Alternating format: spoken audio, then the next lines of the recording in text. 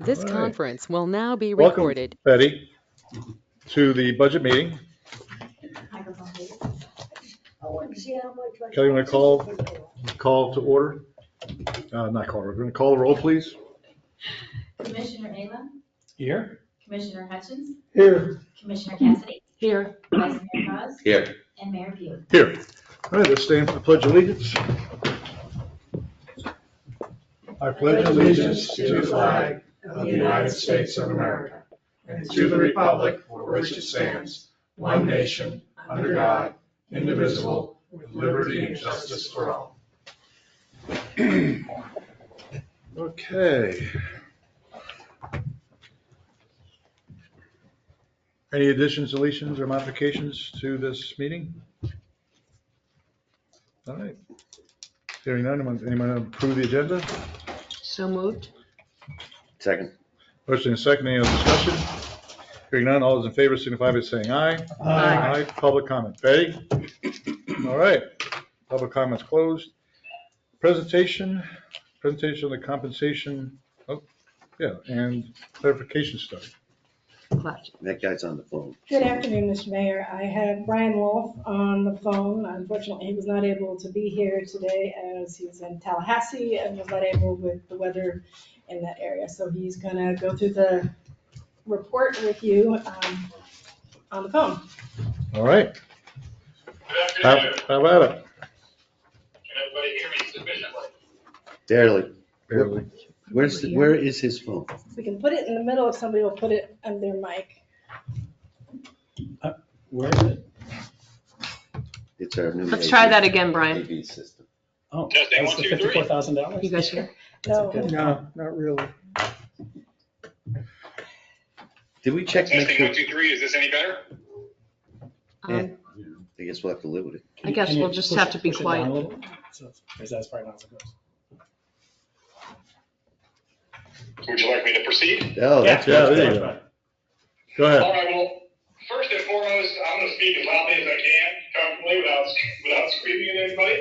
I really appreciate this accommodation. I think this sudden tropical storm turned hurricane caught a lot of us off guard, and so I would much prefer to be there in person.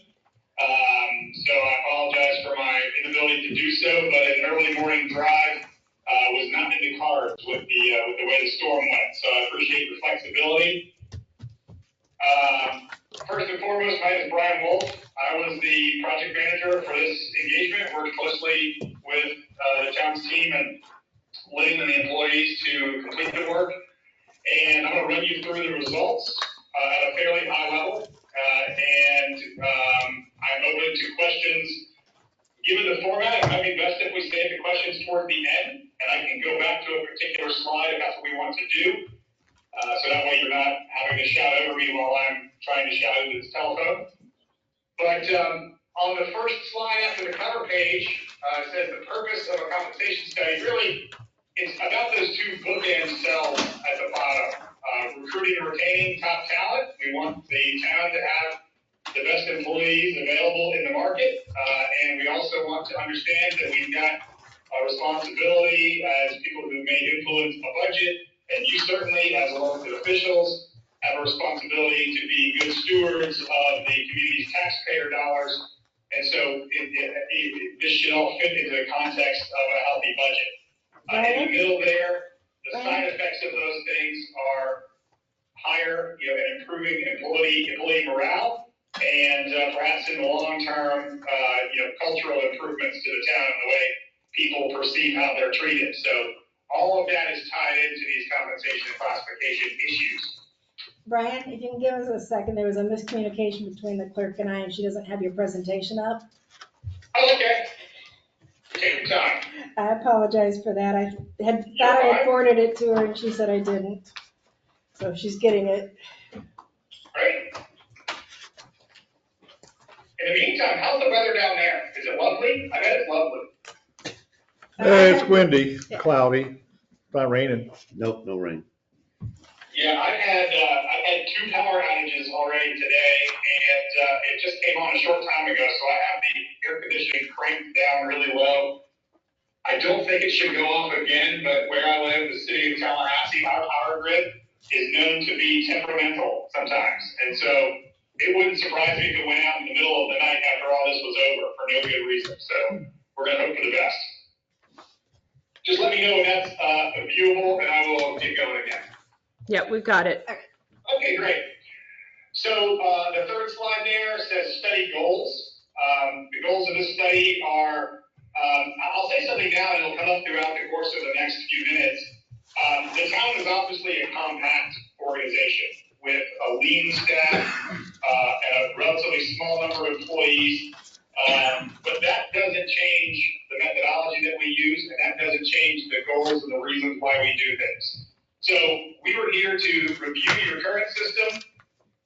We were to survey peer organizations to take the temperature of how the town competes in the marketplace on the compensation side of things, and then at the end of the day, provide recommendations that have the opportunity to put the town in a more favorable position with regards to the market. So we'll get through what we found over the course of the next few minutes. On the next slide, study initiation. This just sort of covers the timeline of the study and what we did. This project started in March of this year, and we did some initial data collection. Lynn and the team there was good and assembled an employee database for us. Copies of salary schedules, job descriptions, or the org chart. It's a pretty straightforward org chart. In personnel policies and procedures associated with compensation classification. So all those things are sort of foundational to helping us do the work we need to do, the kind of the data that we're analyzing. The next slide talks about the 5 primary project phases where we had that. We conducted our assessment of your current condition. That's included in the report. We conducted a market survey. I'll say a quick thing about the assessment of current conditions. In a much larger organization, that would be, most of these sections would be standalone chapters. But again, because of your small size, conducting a traditional assessment of current conditions isn't as useful because there's no real trends to be observed. A department has 1 or 2 people, a pay grade has 1 incumbent, a job class has 1 incumbent. So we're not really able to assess, big organizational trends the same way we would on the other end of the spectrum with an organization that might have 3,000 or 4,000 employees, which we've also worked with. So all of that is kind of in context here. This is the same work plan, but the analysis itself is a bit more compact because the town is a bit more compact. So that being said, we did do a market survey. We did ask employees to participate in the job assessment tool. I'll just speak for 2 seconds here and let you know that the JAT is the tool that we use to collect information about employees sort of in their own words, helps us understand what they're doing, what defines their jobs, and makes them unique.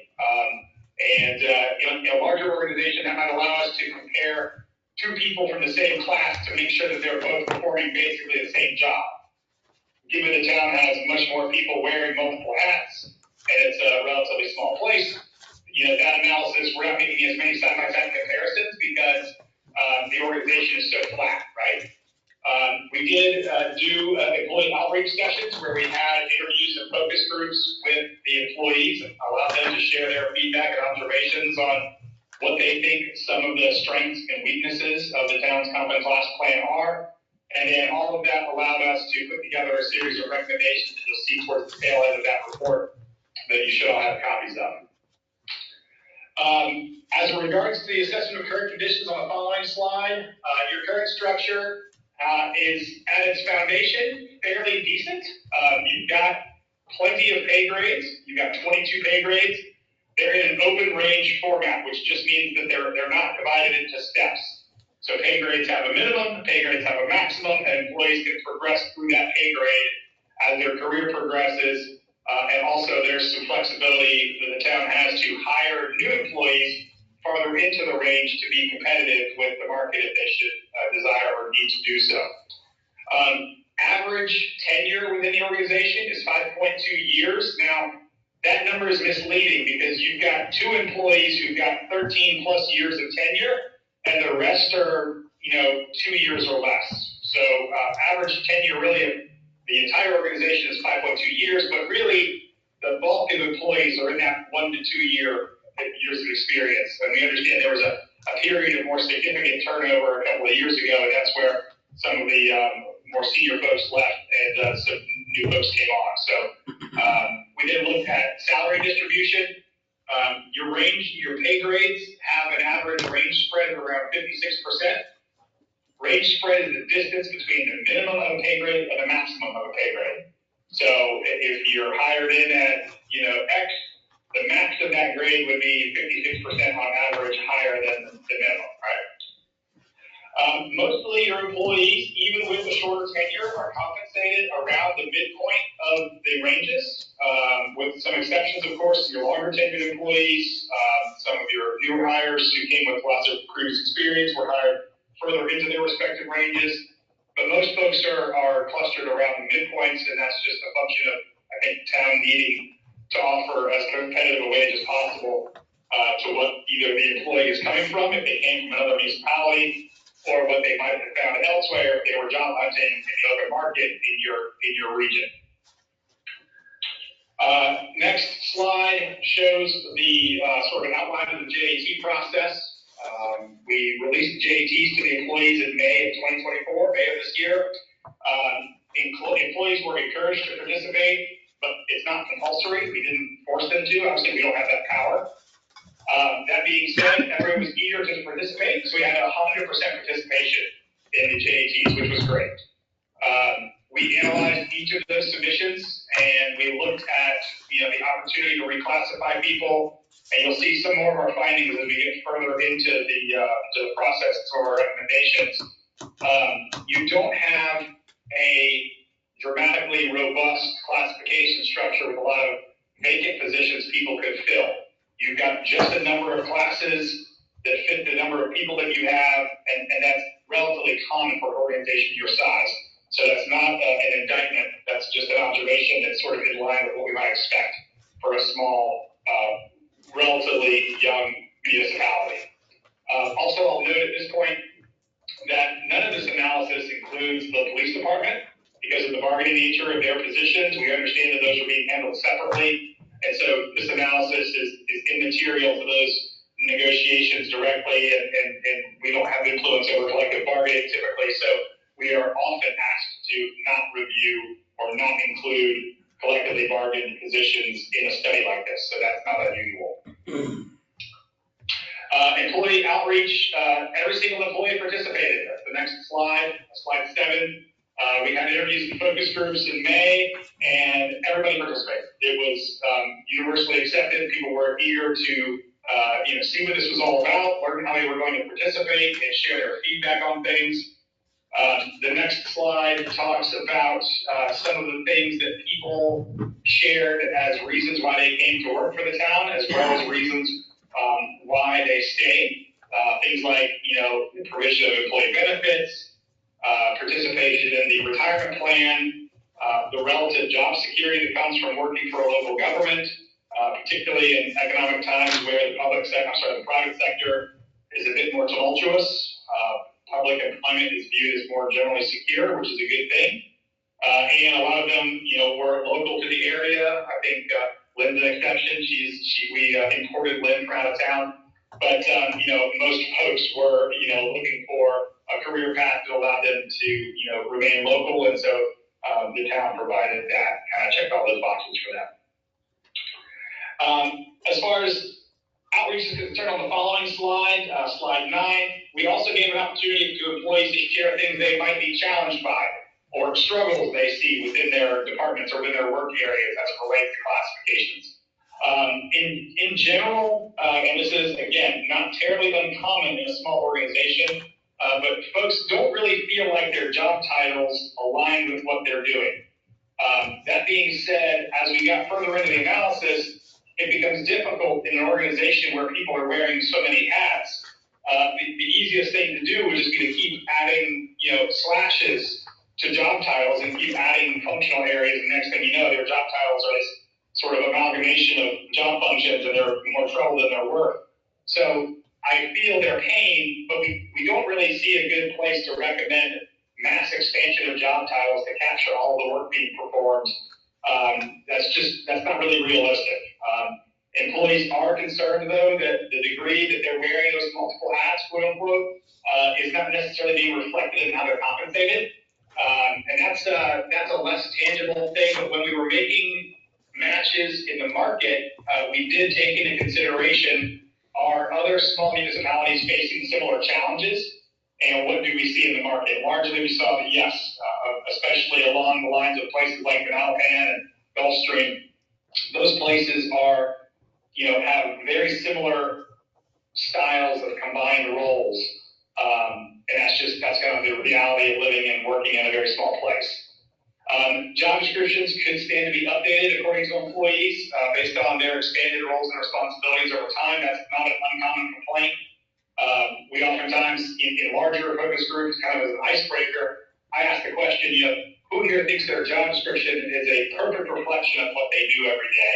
And of course, a lot of people chuckle and nobody really raises their hand because we're all doing those sort of other duties as assigned, right? That's kind of that catch-all phrase that gets thrown onto job descriptions. And so any town USA would struggle with that. And in a small organization where there's only, 8, 9, 10 employees, they're going to feel that even more. And so that's a reality that shouldn't be ignored, but is difficult to address without, a bit more different analysis, which we'll get to a little later.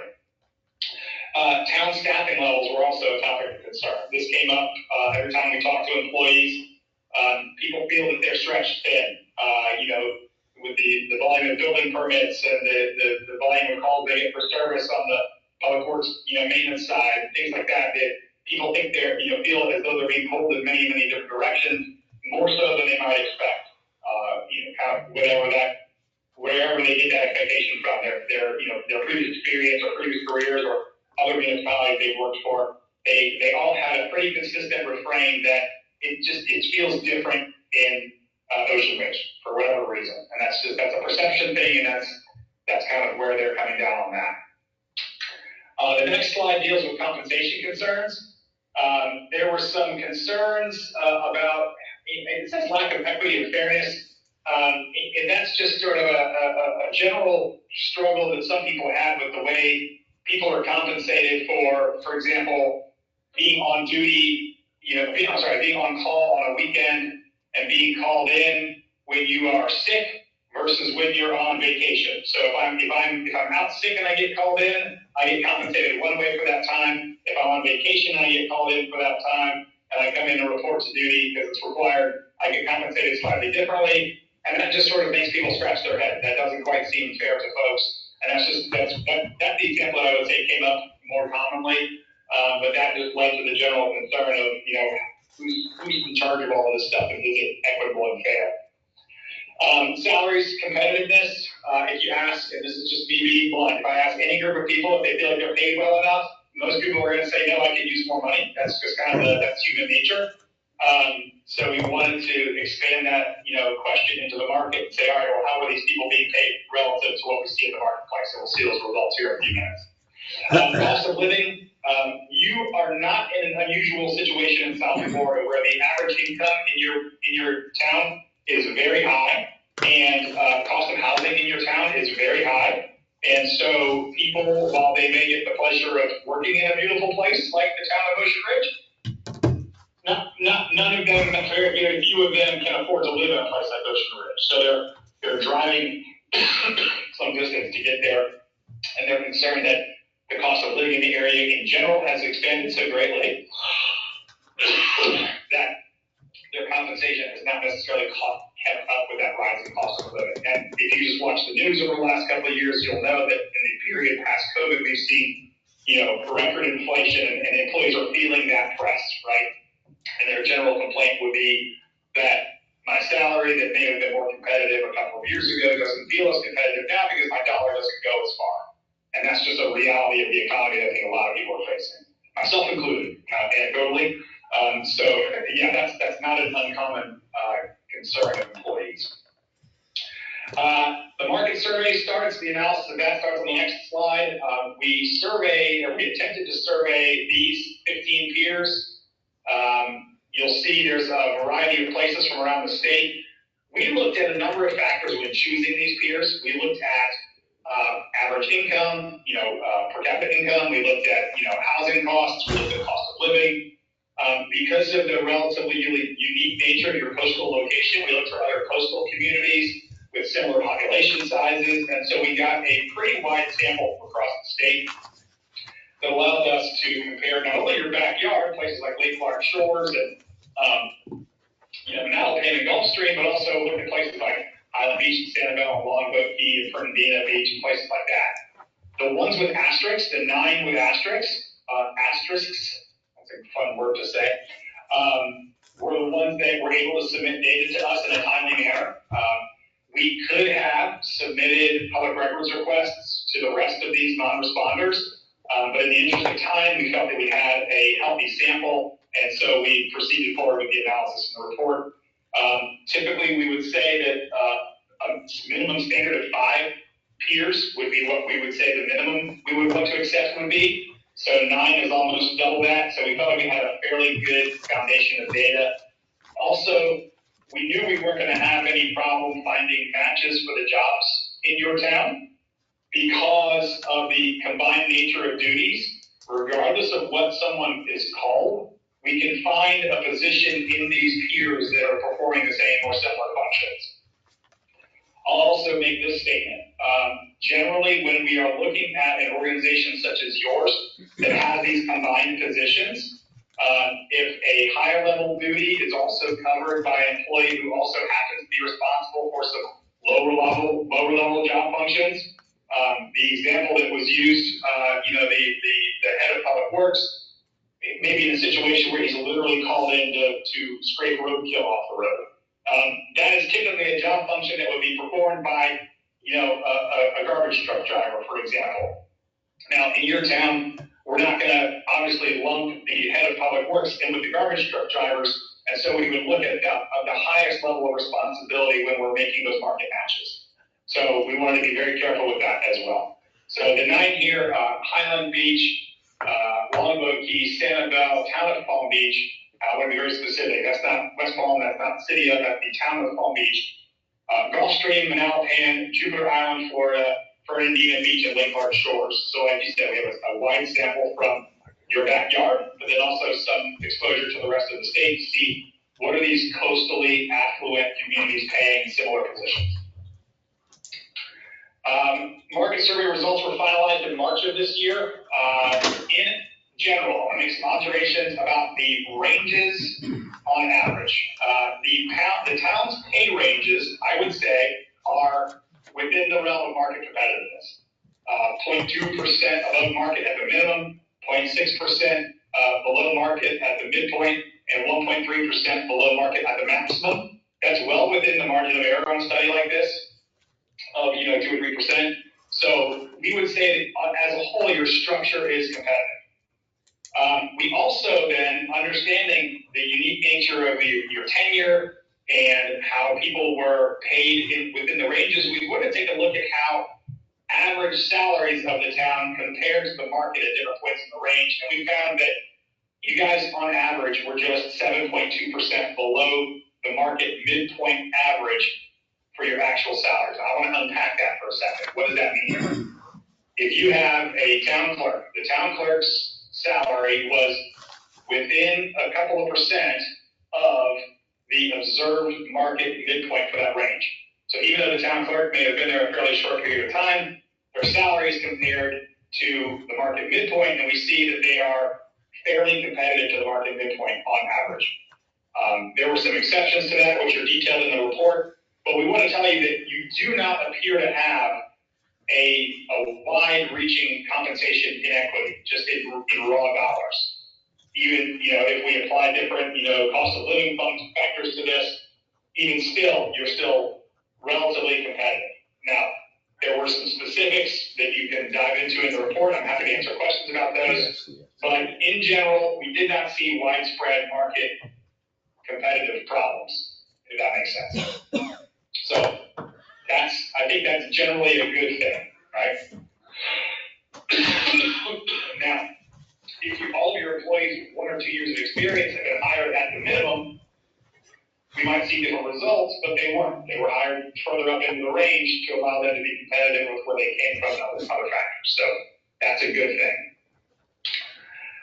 The next slide, when we were looking at considerations for how we might recommend changes or updates to your pay plan, the structure itself was not perfect. It was fairly inconsistently assembled. We'll get into more detail of what that means here in just a second. But we wanted to base the new pay plan on that average market competitiveness, which is what we did, allowing it to meet your future needs, but then also flexibility into the future. Current needs and the flexibility to meet future needs. If you decided to add positions or reclassify positions or give people pay raises or grade changes, we would say that the structure you already have in place accomplishes some of that, but not quite as good as it could. And then we also want to make sure it's as fiscally sustainable as possible, so we don't want to pigeonhole you into a higher tax bracket, if you will, quote unquote. And then we wanted to make sure that we maintained those clearly defined minimums and maximums for each pay grade. Again, your ranges already existed. You already got a fairly robust pay structure. It just wasn't very consistently put together, and I can explain some more of that in a minute or two. The next slide has to do with classification recommendations. Using the information from the JAT, which has been provided to the town, there are some opportunities to add to or amend the town's job descriptions. In other engagements in slightly higher price point, we might do that work. But given the relatively small nature, it wasn't too much of an undertaking for the town to do it themselves based on the information that we collected.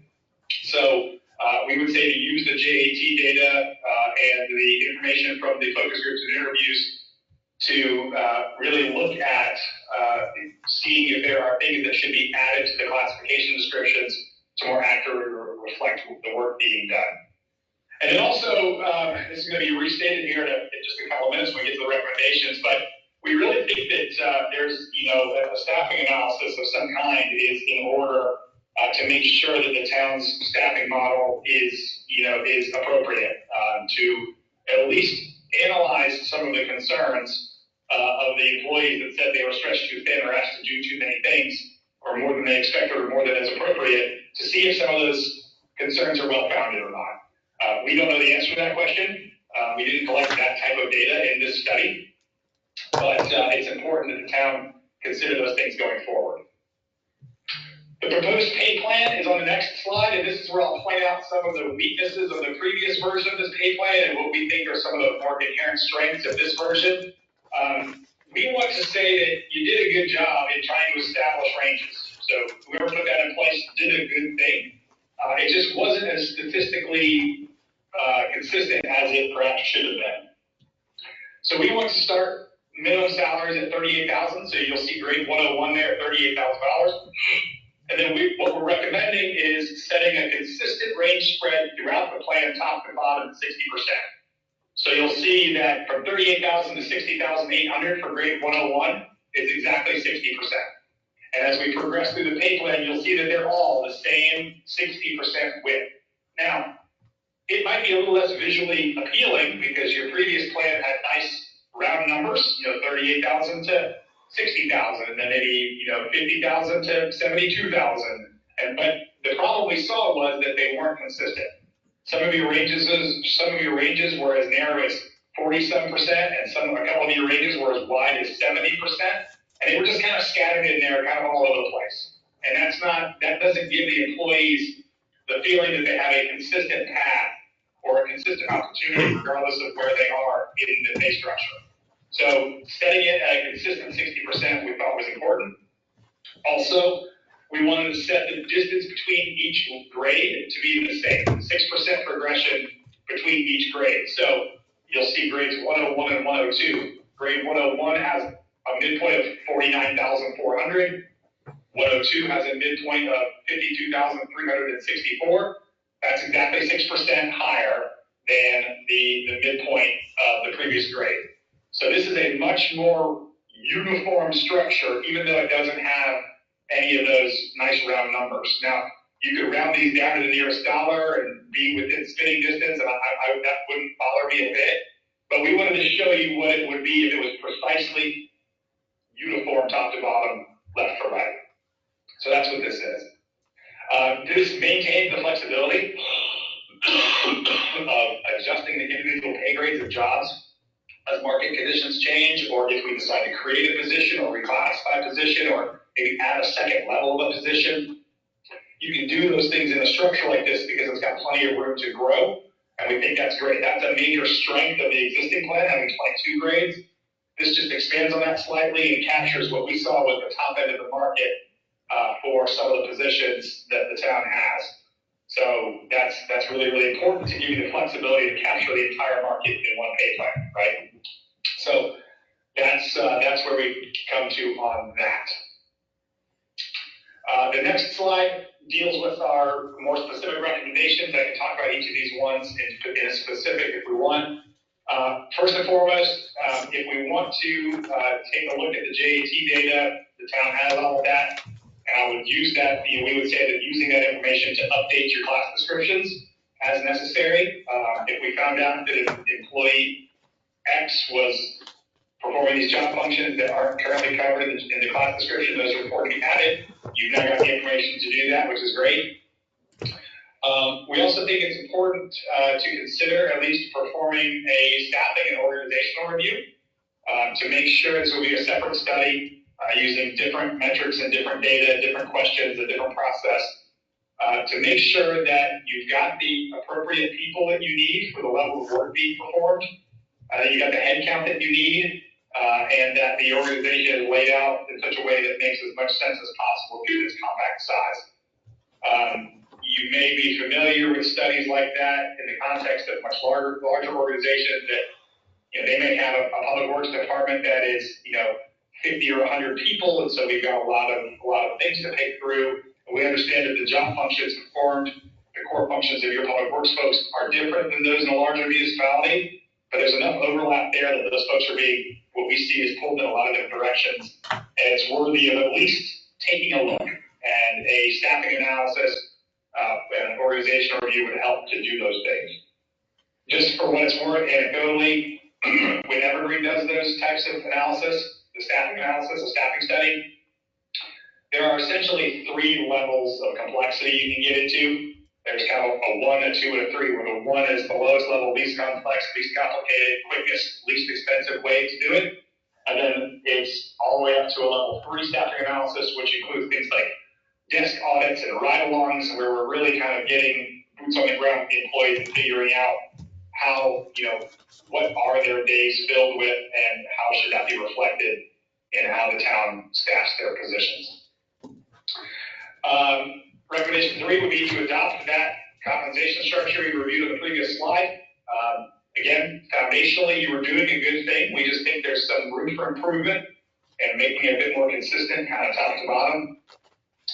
And then from the standpoint of maintaining the structure over time, it says conduct small-scale salary surveys as needed to assess the market competitiveness of hard-to-fill classifications or jobs with retention issues to adjust pay grade assignments if necessary.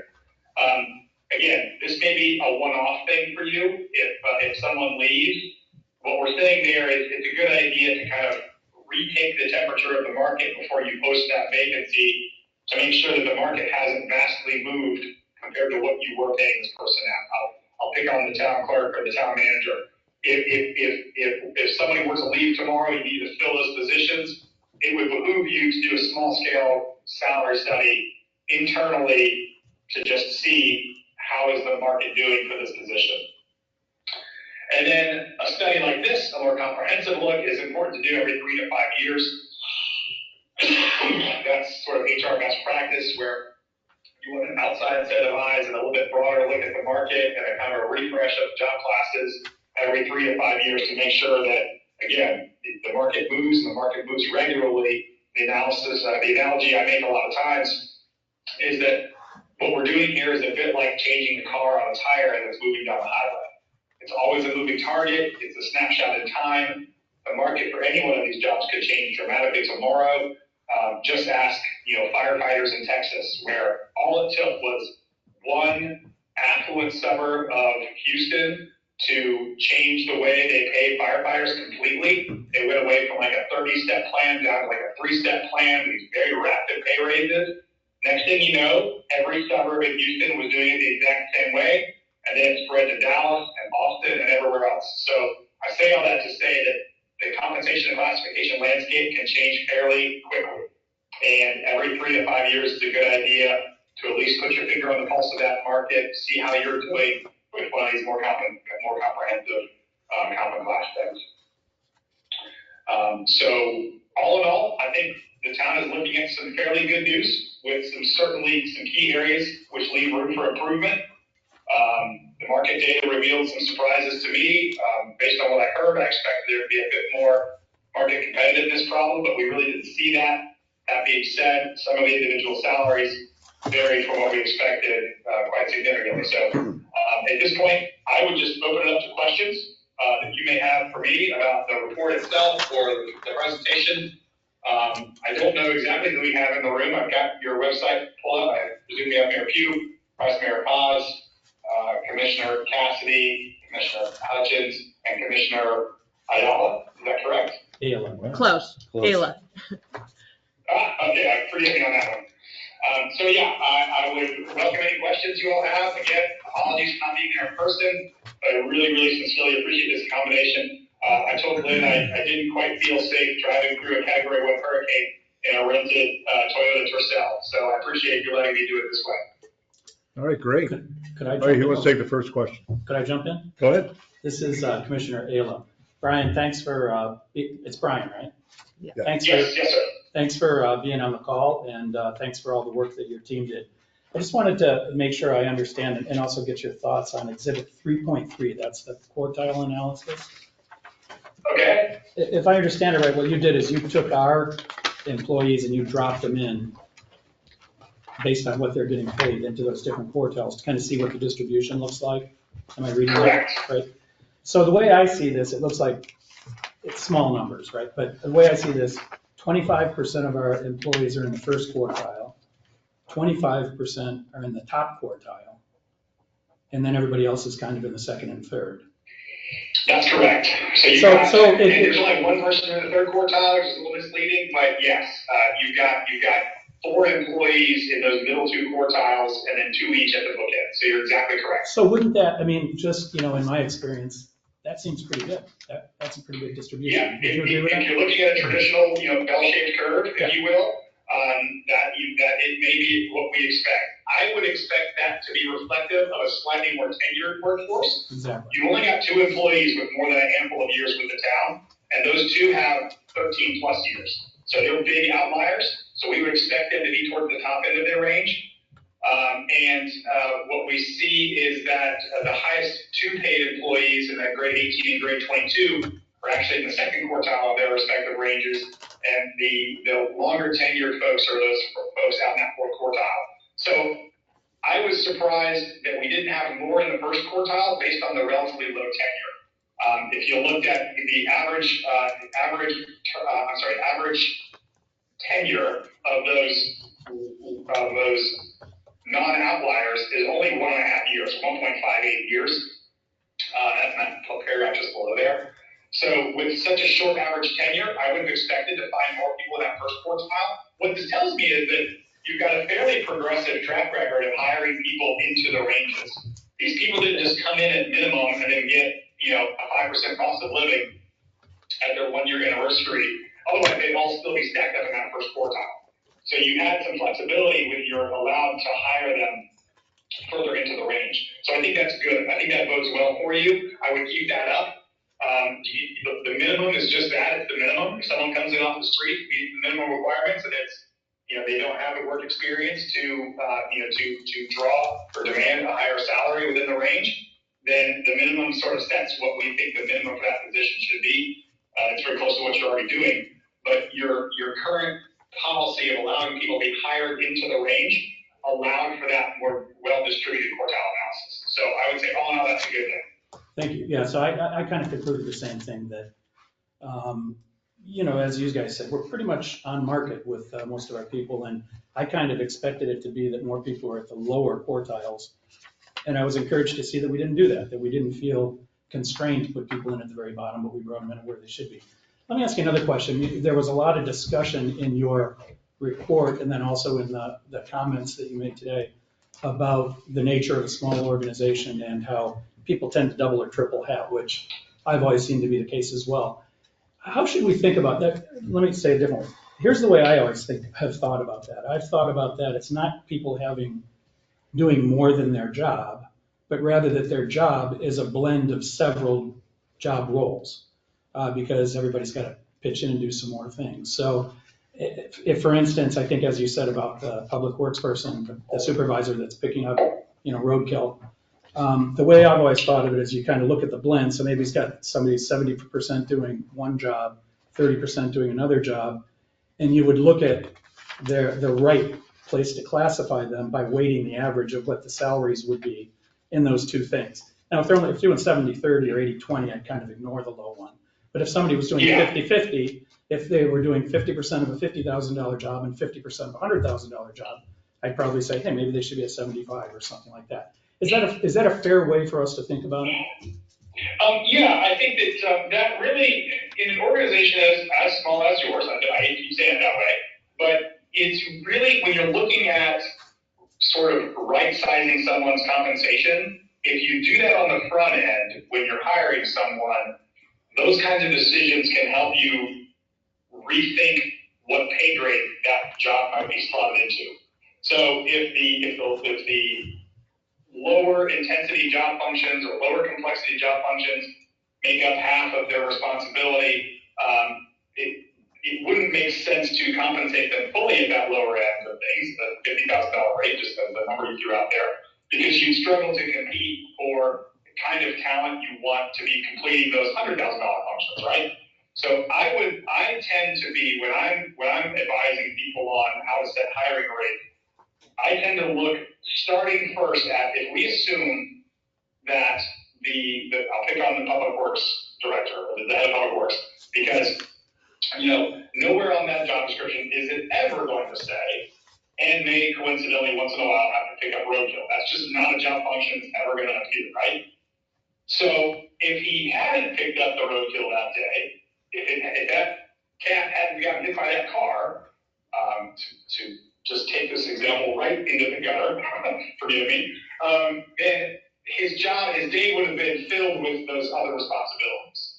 And so it's that fine line between sort of circumstances and expectations of the position. He may not be expected to pick up the roadkill, but he's willing and able to do so, and the situation dictated that he needed to. So we wouldn't want to classify him with any kind of a mix that would include that low level of a job function. But where you're coming from is a good place. I think, yes, what you're saying, if you're redefining a role, and I'll pick on Lynn because she's in the room and she's tough and she can take it. If I'm looking at town manager / finance director, those are two job functions that are very core and critical to a town the size of Ocean Ridge. And in a larger organization like the town of Palm Beach, for example, right down the road, those will be completed by two different people at two different pay grades, town manager being the higher of the two. Now, we would want to lean towards the higher of the two. And I will always err on the side of the higher level classification in that case, because that's the pool you're most likely going to be recruiting from. You wouldn't likely recruit a finance director from a small town with no executive town management experience. You're more likely to be recruiting a town manager from a small town with some finance experience. Does that make sense? So it really depends on what pool you want to be recruiting from, and that can be decided on a case-by-case basis. That being said, I would say there's no right or wrong way to do it, but the approach you verbalized is appropriate. Looking at the mix of job functions and saying, this might not be a $100,000 job, but it's not a $50,000 job either. That's when those little small scale salary surveys, you call up your friends in Mount Payne, you call up your friends in South Palm Beach and say, hey, what are you paying your X, Y, and Z? And they'll tell you because you're friends and your neighbors. And so that can inform some of those decisions. But I wouldn't be necessarily as formulaic as trying to figure out is it a 75-25 mix between a $100,000 job and a $50,000 job? We've done those weightings before, and then all that typically does is get you in the ballpark. So the Okay. ballpark we're talking about I is appreciate a that. good one. Yeah, so Yeah. that makes good sense to me. What I was trying to get at is there was a bit of a sense in some of the comments that came back when you were talking to the employees that they thought they were doing more than one job. And I was trying to help level set that. Yeah. It's not that they're doing more than one job, it's that their job consists of several sets of responsibilities which add up to one job. Yeah. Can I ask you a go question ahead. kind of related to that? When we had a special meeting on, this is Carolyn Cassidy, on April 8th, to go over your proposal, and we talked at length. One of the things that I understood to be part of the scope was to revise the employee handbook, which has very detailed job descriptions for each employee. And I'm just wondering if that was part of your study. So yes, a different team internally to Evergreen is in the final stages of wrapping up the final edits to that employee handbook. Okay. The job descriptions themselves weren't touched because updating the job descriptions, the job descriptions being in the handbook is a bit of a crossover that we don't see all the time. Usually job descriptions are standalone documents, and so we approached them that way. And so the JAT information that we gave Lynn and you got, a year of quote unquote maintenance. And if Lynn called me next month and said, hey, we're finally getting around to updating the job descriptions, what do you think about these things? We would certainly offer our assistance and opinions on those things. But yeah, so you've got all the information you need to update those job descriptions. The handbook itself is also in the final stages of review. Lynn, do you have a comment on that? I know that Corey and the team was working with you on that separately from me. Yeah, Corey and I have a meeting on Wednesday to go over some of the final edits, and it'll be before the commission in September. Okay. So yeah, and then once that's done, you can then use the information from these JATs to update those class descriptions, definitely. Yes. Okay, another part of your proposal was recommendations of FLSA status. We had quite a lengthy conversation in April about exempt versus non-exempt employees. And there are several who are non-exempt, and there's no mention in the report that we have about any analysis of that. Yeah, so that typically goes along with the validation and verification of the job functions that were listed on the JATs, and that can be a part of that sort of second level of analysis that comes after the class descriptions are updated and the policy handbook is finalized. So are you saying that like you're not done is what you're saying?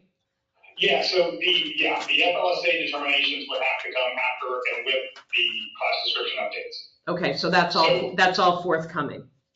Correct, and that doesn't produce a final deliverable in the same way that the report does.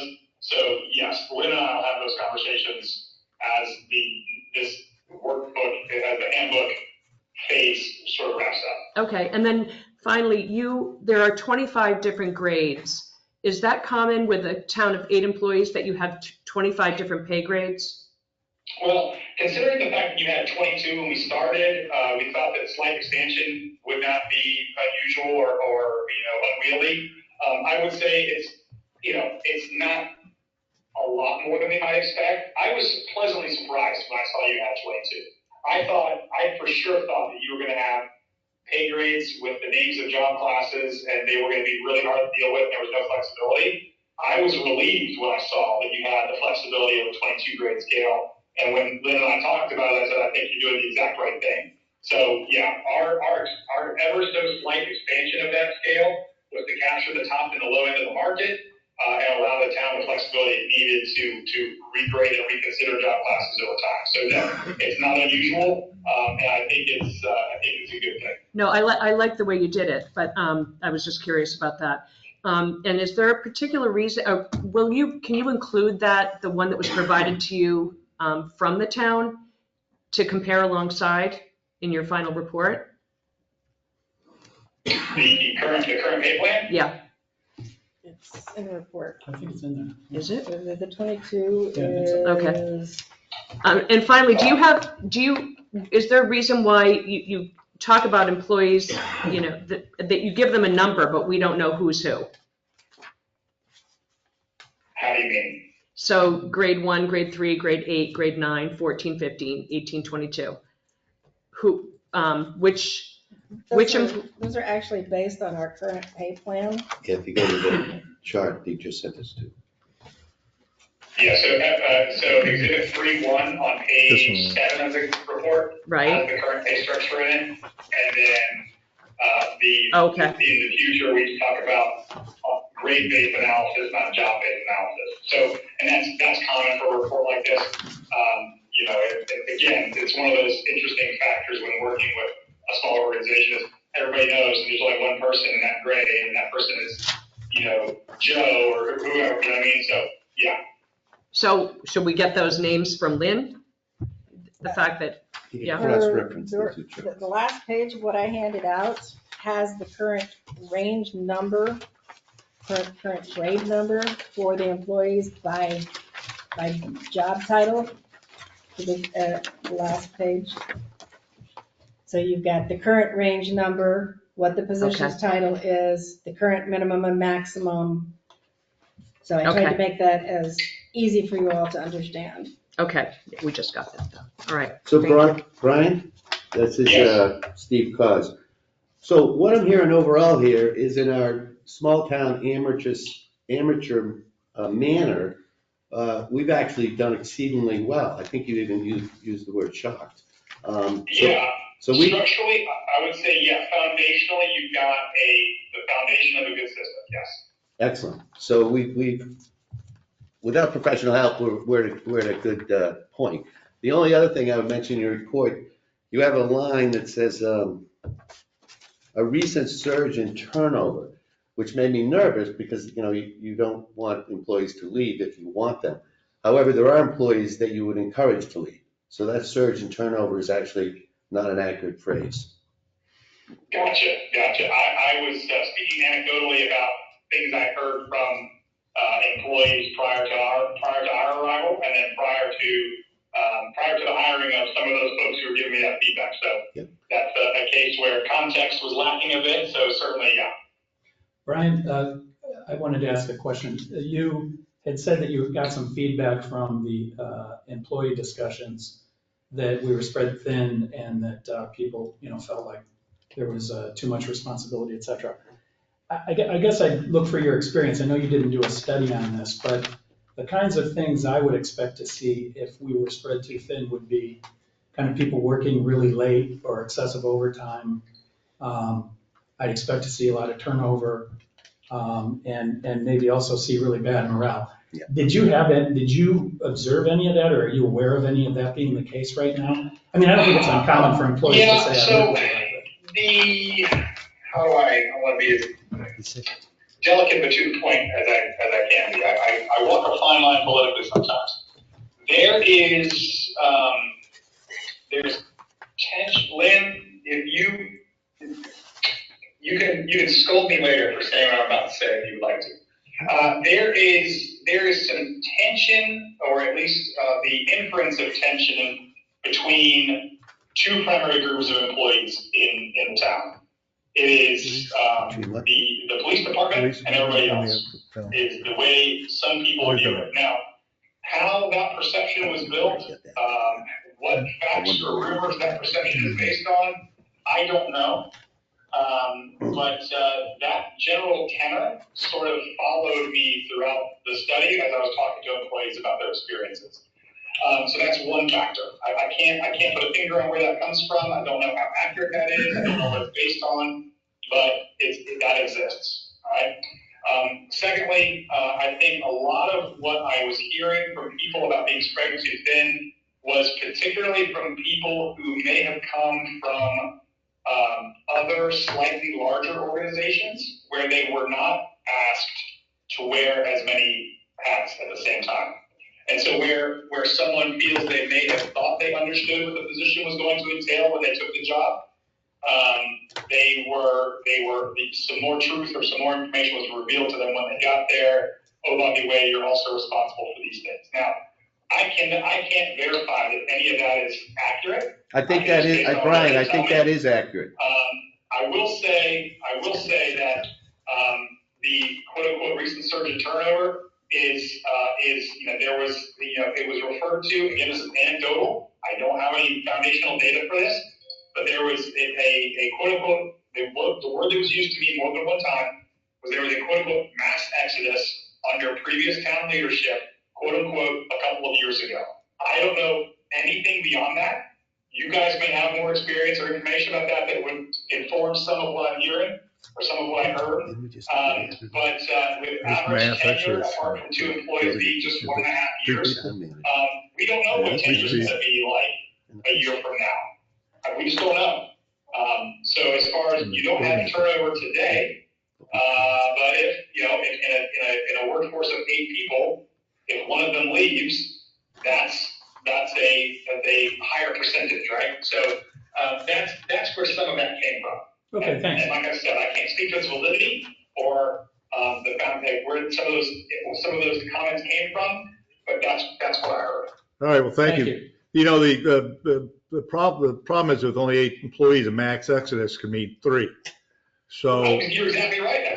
I mean, And also, one other point I want to make, sometimes when a group of people leave, it's beneficial for the town as well. Oh, the right thing for an organization is some people, yes, you're absolutely correct. That is certainly a possibility. All right, so any more questions for? I'm done.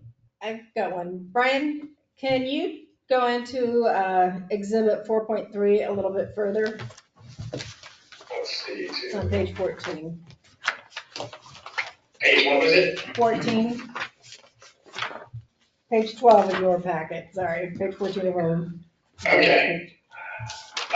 So average pay differential. So yeah, we looked at, this was, we generally refer to in common class methodology, when we're looking at a workforce, we would say the value of the midpoint of the pay range is what we would say the full value of a competent, adequately experienced, acceptably performing employee. So the truest quote unquote, if you pegged me to a number and say, what is this job worth?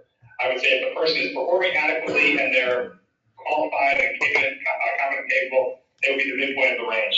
So given that, your pay ranges were as somewhat wonky as they were, some very narrow, some very wide.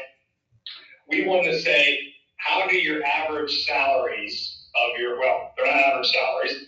There's only one person in each of these roles. How do these individual salaries compare to what we saw in the market? If the ranges themselves are competitive, how do the employee salaries stack up to those market ranges? And so you'll see here that there was an average of 7.2% below market. Some of them were doing slightly better than others. A couple of standouts, of course, deputy town clerk being 12.5% below market. And then the town manager's salary was a bit eye-opening at 45.5 or 45.6% below what we saw the market average range midpoint. Market average range midpoint or market average salary for a town manager in your neck of the woods amongst these peers that we collect data from was over $200,000. And so that was one that stood out to us as being a bit more dramatic and certainly pulled that average in the negative direction. But those two would be the ones that I would say you ought to take a second look at and say, how are we compensating these individuals based on the work they're performing and what the well, then wouldn't that, market value let me interrupt you real quick, Brian. Sure. This would also dovetail into the job description that you're not finished with, because how do we know that the town manager of, say, Jupiter in the Colony does the exact same thing as the town manager of Ocean Ridge, and same as the public works supervisor in a town, say a town of size of Palm Beach, is completely different than the town of Ocean Ridge. So the job description is going to be kind of critical to see where we are in relation to the other towns. So I would say that's generally true. When we looked at making these matches in the market, we looked at the content of the existing job descriptions, Mhm. and we looked at the information that we got from JTs to sort of make sure that we were capturing a comparable type of work, comparable level of job functionality. And so that's why we felt comfortable putting these ranges, or putting any of this data really in the report, was our confidence that we were making adequate, accurate job matches. So yeah, the update of the job descriptions that the town can, pursue with the JT information provided, and so the FLSA feedback that we provide, that will allow you to really put a fine tip pencil on it. But when we see a differential as wide as 30, 40, 45%, that's a eye-catching enough number that would be worth some consideration. I'm not saying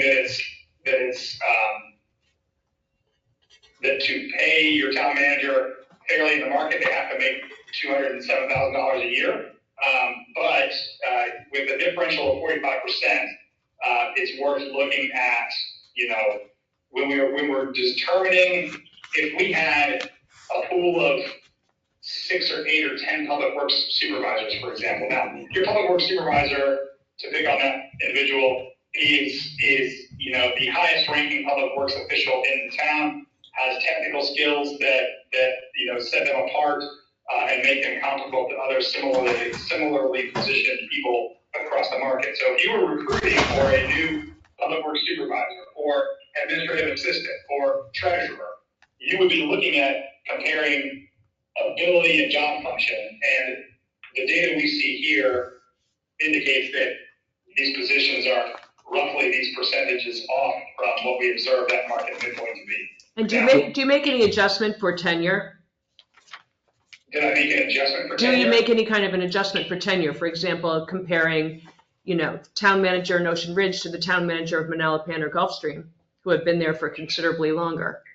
I mean, if those... we did collect, that's onerous on the survey participants, and typically we're going to get a lot more pushback when we start looking for a lot of, and this is any study. This is any study we do. We've done 2,000 plus of these common law studies, and we never collect average. We don't get into incumbent level demographic information. Do you agree that it's important, time though? in position or time in grade or anything like that.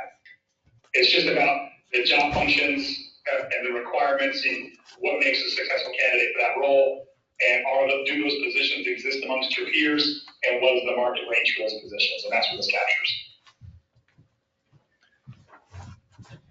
Okay. Well, the only thing that I would have to say is that some of these towns, of the 9 market peers we've got, I'd say 4 of them are close. The rest are much larger organizations, so that the job description of, and I'll just go back to the maintenance supervisor in the town of Palm Beach, is vastly different than the maintenance supervisor in the town of Ocean Ridge. Right, okay. I would say you're correct in a number of reasons, right? I mean, they've got supervisory authority over a larger staff. That's one key difference, right? They may have a slightly broader realm of public works functions than the town has. Those are certainly unavoidable factors. Okay. I would say, however, when you're recruiting to fill the position that you have, you would, if you want to bring someone in who is going to hit the ground running and be able to do the job on day one, what pool of candidates do you want to recruit from?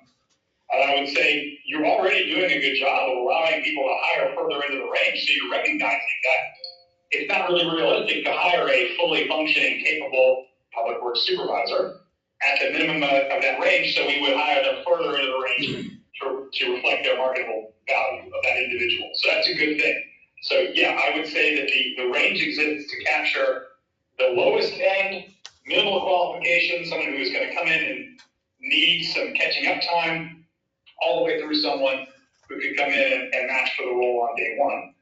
And so that's what we're looking for here. I would also say, anecdotally, that typically a small organization needs that more experienced, more tenured, more seasoned, more breadth of experience candidate to fill the role because of the things we've already talked about. The shared nature of duties, the need to sort of hit the ground running on day one, because if someone's not there to do that work, then what do? You find yourself in a situation where you're outsourcing these functions and paying more for them long term. So, yeah, it's a complicated mix, made more complicated by the fact that you are a lean, small, fairly high-performing organization in an affluent neighborhood that has, high expectations of its citizens. So those are you're juggling a lot of balls all at once, and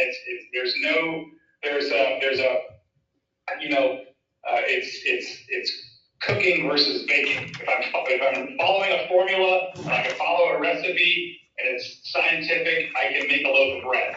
Versus if you want me to make you a delicious chicken dinner and you tell me that I've got all these ingredients and all these factors and time and temperature and seasoning and all of this, it's a lot more art than science a lot of times. And Got it. in a small organization, it leans more toward the art side because you've got to be so responsive to what's going on, the needs of your community, the conditions on the ground in the market, and all of those things. Got it. All Now, of this just points you to some of those conclusions. Yeah. all right. So, but as you previously stated, though, the town of Ocean Ridge, given that you were shocked that we were so on the money with the amount of classifications, we're also looking at these salaries pretty much commensurate with even the bigger organizations in the same Absolutely. classification. There are outliers that are worth considering. That would be my only comment. Would be yes, by and large, you're doing very, very well with a couple of things that might warrant a second one. Would be all I would say. Okay. Anybody have any other questions for Brian? I think tenure in the job is an indicator of what the person's going to get paid. If they're successful. I would say my only counter to that, who am I speaking to? I'm so sorry. Dave Hutchins, Commissioner. Mr. Hutchins, thank you, Mr. Hutchins. My only comment to that would be, oftentimes a town like Ocean Ridge and a lot of places all across the country, you're hiring someone with previous years of experience in the same role. And so that's part of the vetting process when you're vetting a candidate. If you're going to bring in a new, town clerk and they move here from somewhere in Georgia, you're going to vet them and understand that they may have 5 years of similar experience as a town clerk someplace else. And so that's going to go into your compensation consideration. So yes, years of experience matter very much. I would say that not all of those years of experience are critical to have occurred in the town of Ocean Ridge, for example. So you're hiring experienced candidates from outside, and that you're recognizing that experience by placing them further in the range. So yeah, tenure definitely matters. You want to say something, Adrian? It's red when it's on, by the way. All right, well, any other questions for Brian? Brian, we thank you so much. We await the job description and the other part of the study, and that will be, when did you say? Next week? Next month? Yes, next week I'll be going over the handbook, so we should have everything ready for September. Okay. Well, thank you, Brian. You're very welcome. Thank you so much. Thank you again for this accommodation. I keep saying it, but it really means a lot that you allowed me to meet this way. And sorry for the circumstances that led us to a phone call. I would have liked to have been there and seen you in person myself, and maybe in the future I can get down there. Thank you. All right. Take care, everybody. Bye now. You. Thank you. Lynn, if you want to call me later and regroup, you certainly can. All right. All right. Bye. Carolyn's multitasking. Sorry? The commissioners have to multitask too. That's right. Many What are our percentages in relation to the rest of the towns? 99% off. But even with the town managers, 45% difference, we're still only a negative 7.2%. It was small. So that one number does skew a lot. So All right. Lynn had made, should we discuss this? Yep, we can discuss the recommendations that I made. So Lynn gave us some recommendations, I think, that are germane to the budget, aren't they? Yes. My recommendation is, It's a sheet of paper. It's what I emailed Right out to you underneath on Friday, and then you have a printout Oh, that no, I starts get with a memo. Lynn handed me this. I'll- I didn't get one in the. It's on the Didn't get back one. page Yeah. right there. No, this is it. This is it right there. That's, Oh, you're this holding It's it, on the yeah. second back page. There's something on every No, no, page. the back, This one? right, look at this page. This one? Yeah, Oh, right there it is, I got it. Jeez. Two-sided stuff, who does two-sided stuff? I This do is saving us two-sided money. stuff. It's Saving us All right, so saving- public work, so Isn't this you, what we need? No? So, and I will pray those after I go over my recommendations. all right, so what you're looking at is you're looking at raising everybody, looks like 10 Gs?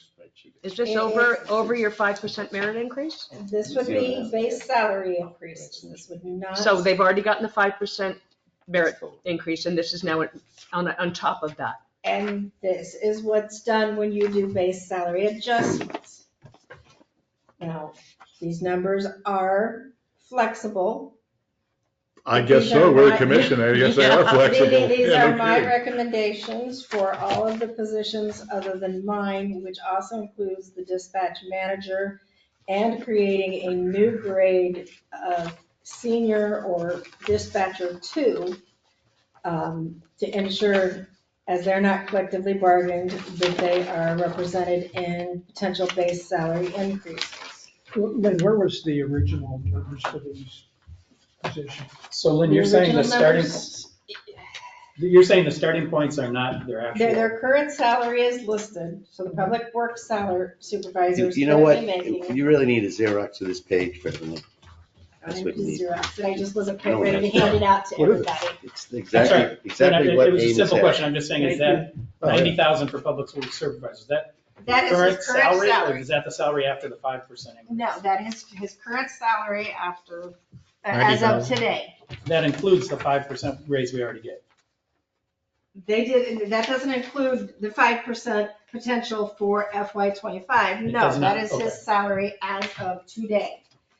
What he makes taking home his paycheck every So he's 2 gonna Oh, make I 5%. just asked you that. So He's gonna make these, 5% the base more. number does not include the 5% merit increase that you're recommending. No, So No. you're saying increase the base by $10,000 and then give the 5% raise on top of that? Correct. yes.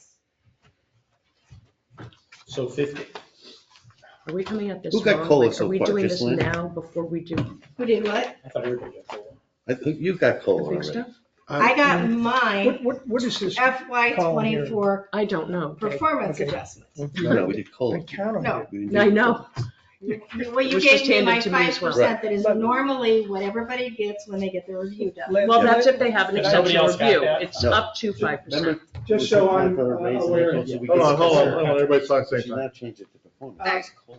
One person at a time. Okay, so where are we at? I want to ask a question. Go ahead, Dave. Because we're looking at this and everything is labeled except after current annual, we have something that's blank but is populated That with is, money. that is the actual, from this recommendation list that I sent out on Friday, to get to the proposed increase of $99,286 for the town clerk, it's $8,330 increase in the base salary. So that's your base salary increase that I'm recommending. That's- Can you tell us what, so we can compare apples and apples, what grade are each of these people at the top? The grade are they currently? Yes, please. I mean, in that chart, In the chart, the 1 to 22 that exists in the town now, The town clerk is currently grade 18. 18. 18. The deputy town clerk is currently grade 9. The town treasurer is currently grade 13. The building clerk is currently grade 8. The administrative assistant is currently grade 1. The public works supervisor is currently grade 17. The public works 1 employee is currently grade 5. The police chief is currently grade 21. just Do we need to, why do we need this? Yeah. I don't understand why I we're just even, wanted to know on this scale where everybody, because Jean's more doesn't money make you sense make, to the me, higher the grade. 13.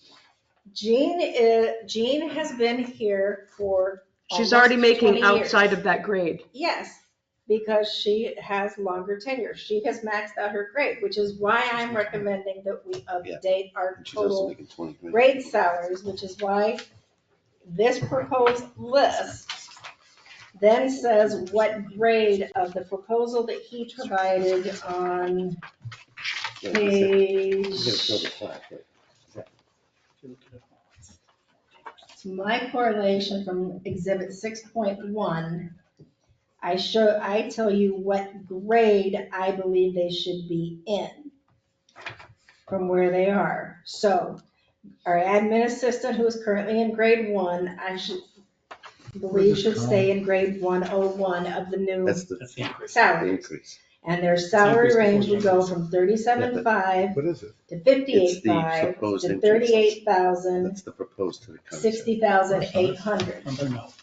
But then, so, Lynn, Yes, Completely. all right, I'm looking at this nice chart, this one, yes. okay. So let's take a random person, Deputy Town Clerk. deputy town clerk, Yep. Katina, okay. I'm going across, so help me here. She's currently making 57,881. Yeah, but you have Deputy Town Clerk 55, 125 on this page. Just 61,988. But that's another I think problem. that's a mistake, yeah. So Katina, we got a current annual, 57,000. She got her salary, she got No, I her don't care, I raise don't care, from that just go first. with the numbers. Then I keep going to the right here, right? Yep. 4,000, that's what you want to propose as an increase for, correct? Yes, Okay, then Proposed, I see Part of her increase. a COLA increase. Is that on top of the 4,000? those are options. if Wait a you minute, don't- and then the final column, flat increase, is that on top of That's the instead of the 4,000? 4. No, that's instead of, I've got 3 proposals total. You can either go with proposed increases with the 4% COLA for everybody, that would be across the board, which would be increasing total salaries, this includes all of PD, by 159,000. You could do a flat salary increase for all employees, which would increase total salaries of 186. If you take the patrol and sergeant that are being negotiated, it would drop those down to 99 and 111. Or you can go with the proposed increases that I had, which is 36,821. so basically But wait. you're telling us what A, B, or C? Well, A is Those are proposed, my- B is COLA, C is that's what flat I'm increase. presenting to you. I'm trying to Yes. understand it though, so Yeah. why is it that your proposal, like, town clerk goes from 90,956 to 99,286, and then they get a 4% COLA on top of that? No, this would be instead of getting the 4% COLA. So a 4% COLA on 90,000 is not 10,000. It's not Then 103. what's the 150, I the don't get that. 159 gives both. The 159 number you gave me gives everybody the Lynn increase plus the 4% increase. Yeah, those are all, the COLA and everything the in flat there. are both It's the in way you just addition to described your it. recommended increases. So I don't understand why they would get the Lynn increase plus a 4% COLA. Plus COLA is These not going to are- be 4%. Aren't these all separate proposals? Yes, they're all 3 Standalone. separate They're standalone not proposals. combined with anything. Yes, That's they not are true. though, Yeah, Dave. they are. Well, okay. That increase is over this number, which has already taken into account this increase. Just like this increase is $5,000 over this number, which is, If See you what I look mean? at the town clerk number, Okay. the You're COLA right. increase When 4% I has did got when I Lynn's did my 8330 plus calculations- 4%. When I did my Yeah, or- calculations, Like a I grabbed the 14%. wrong number for the 4 formula. plus 5,000. Isn't Thank the, isn't the current dispatcher 10 years service moved, new grade and salary? Is that would be synonymous with the dispatch manager? No, No? our dispatch manager has been here almost 20 years. We have one dispatcher who has been here 10 years. How come, I mean, I got no problem with the dispatch manager thing. yeah, but how come the dispatch manager has 0 in the middle column? yeah, A 0 in the which column? yours. Column number 3, the Lynn column, let's call it. Because they're in the wrong columns. They got bumped down. Maybe we should redo this so it's correct before we start discussing it. Well, only because it's a huge, I mean, the 159 is like a really big number, and I think the real number is, your proposal is 36,821 plus whatever we negotiate with the police. I think. And plus whatever is done for you. Am I right about that? You're then where recommending an increase of 36,821. Yes, but then where does the 5% merit increase that everybody got go? Is it already factored into the current annual, or is that going to be on top No, of the? it would be on top because that happens on their anniversary dates. Actually, isn't that 36,000 a phony figure? Because look at Frozen, which we're including. So we've subtracted 17,000. So this is 36 plus 17, right? Am I crazy? I don't see a 17. Look, right there. 17. No, they is took factored. it out. It's a Right, it's negative number. taken out. So there but is it's no more subtracted from Frozen? the column, see right there? We unfrozen. You So unfroze. he's talking about You the, did. Frozen. no, We he's did. talking about the public. The only one that's So you listed, can't yeah. use that to knock down the 36. The lieutenants So it's are really- listed as frozen, but they're not. That's why their salaries are included. The only one that is frozen is the public works. Public Works. Part-time. Yeah, So that goes away. Yeah, but wasn't it subtracted from to arrive at 36? No, No? We'll do the math. I think this is, I think we have to rework this. This Yeah. isn't particularly. I'm working helpful, on yeah. remoting into the system so that I can pull it up. It definitely was subtracted, Lynn. Do the math. Just add it up in your brain.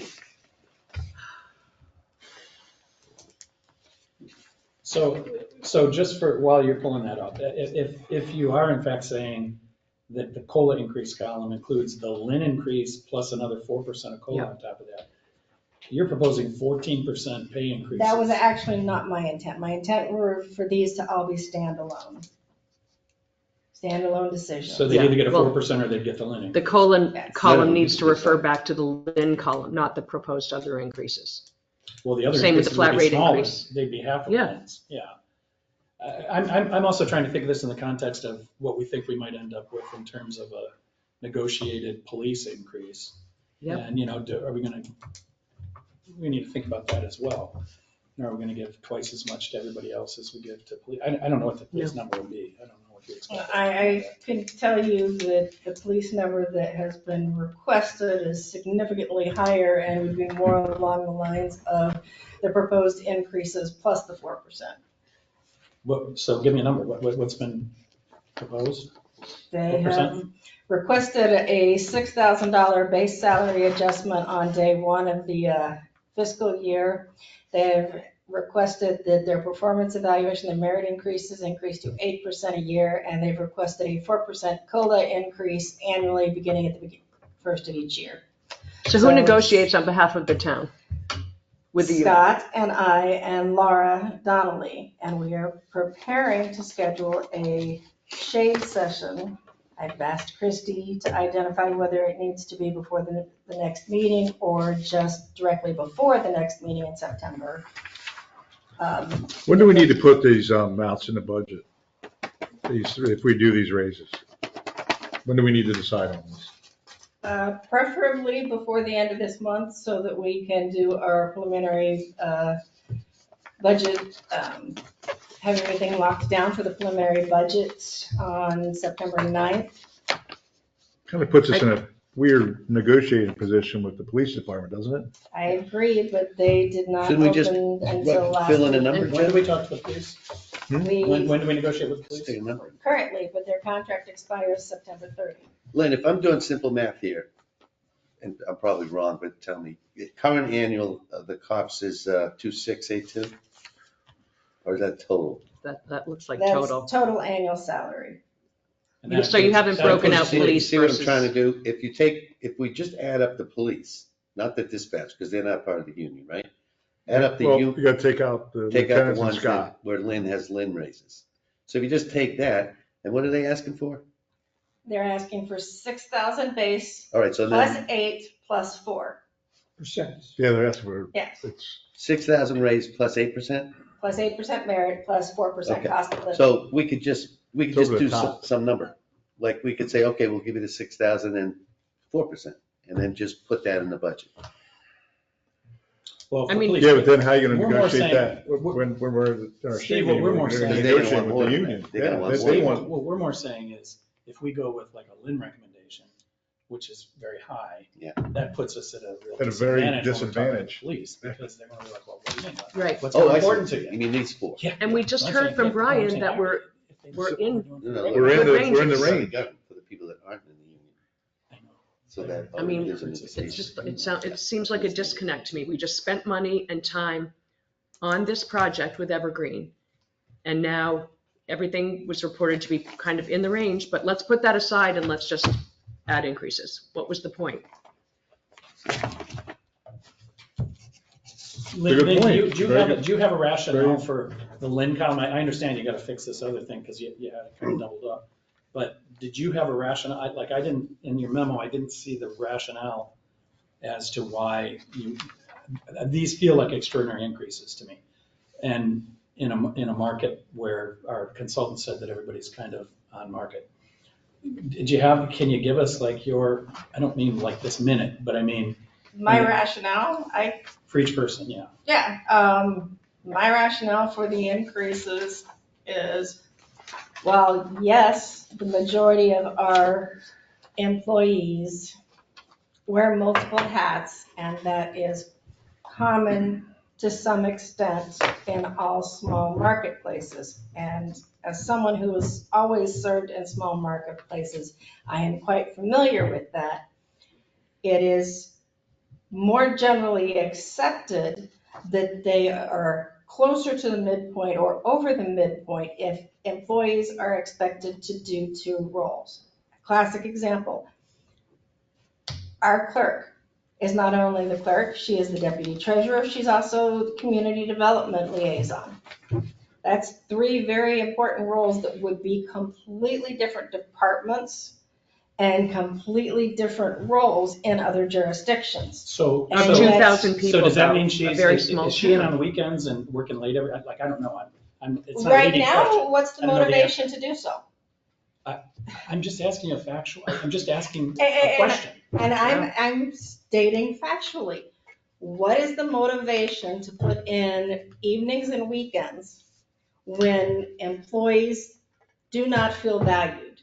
He quite clearly told you, the employees feel that there is a discrepancy. You feel. And I you do made not that- feel, Yes, the you do. JAT said, the employees, I can give you. What did Brian say? JAT told us that Brian, people are he- paid at market.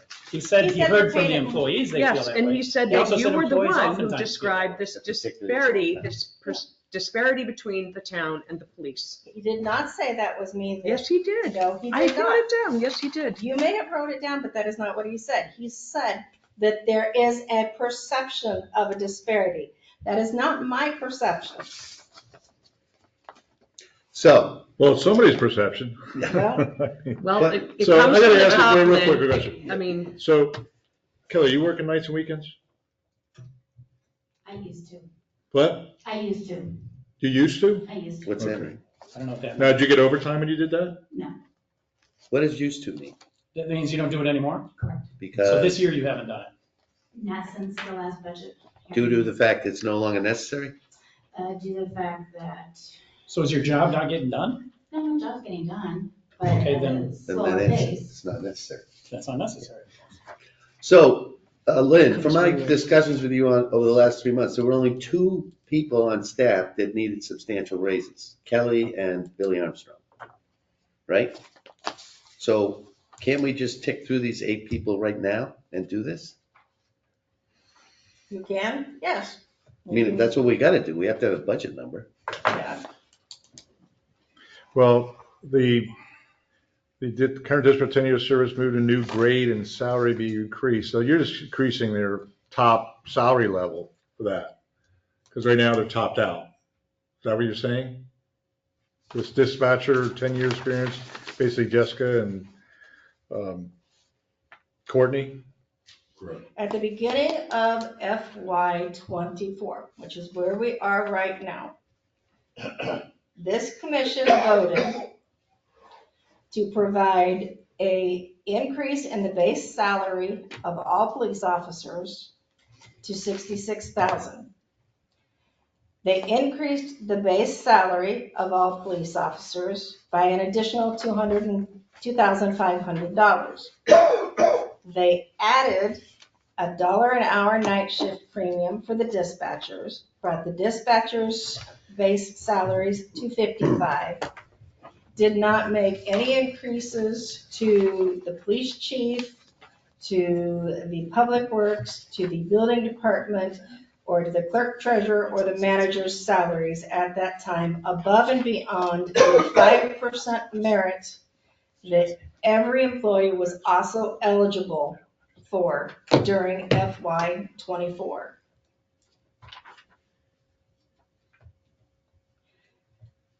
Immediately prior to that, in February of '23, the commission increased the base salary of all starting police officers to $62,000 and increased the base salary of all current officers by $7,500.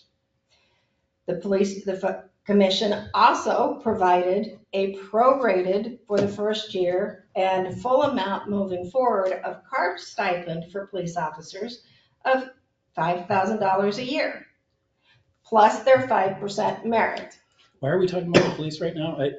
Because those are all the things that you've given the police department in the last 2 years. Okay, compared to what the chief, the manager, public works, building, and the clerk treasurer's departments. This comes back to you not feeling that it's equitable, and then that is what you are sharing with staff.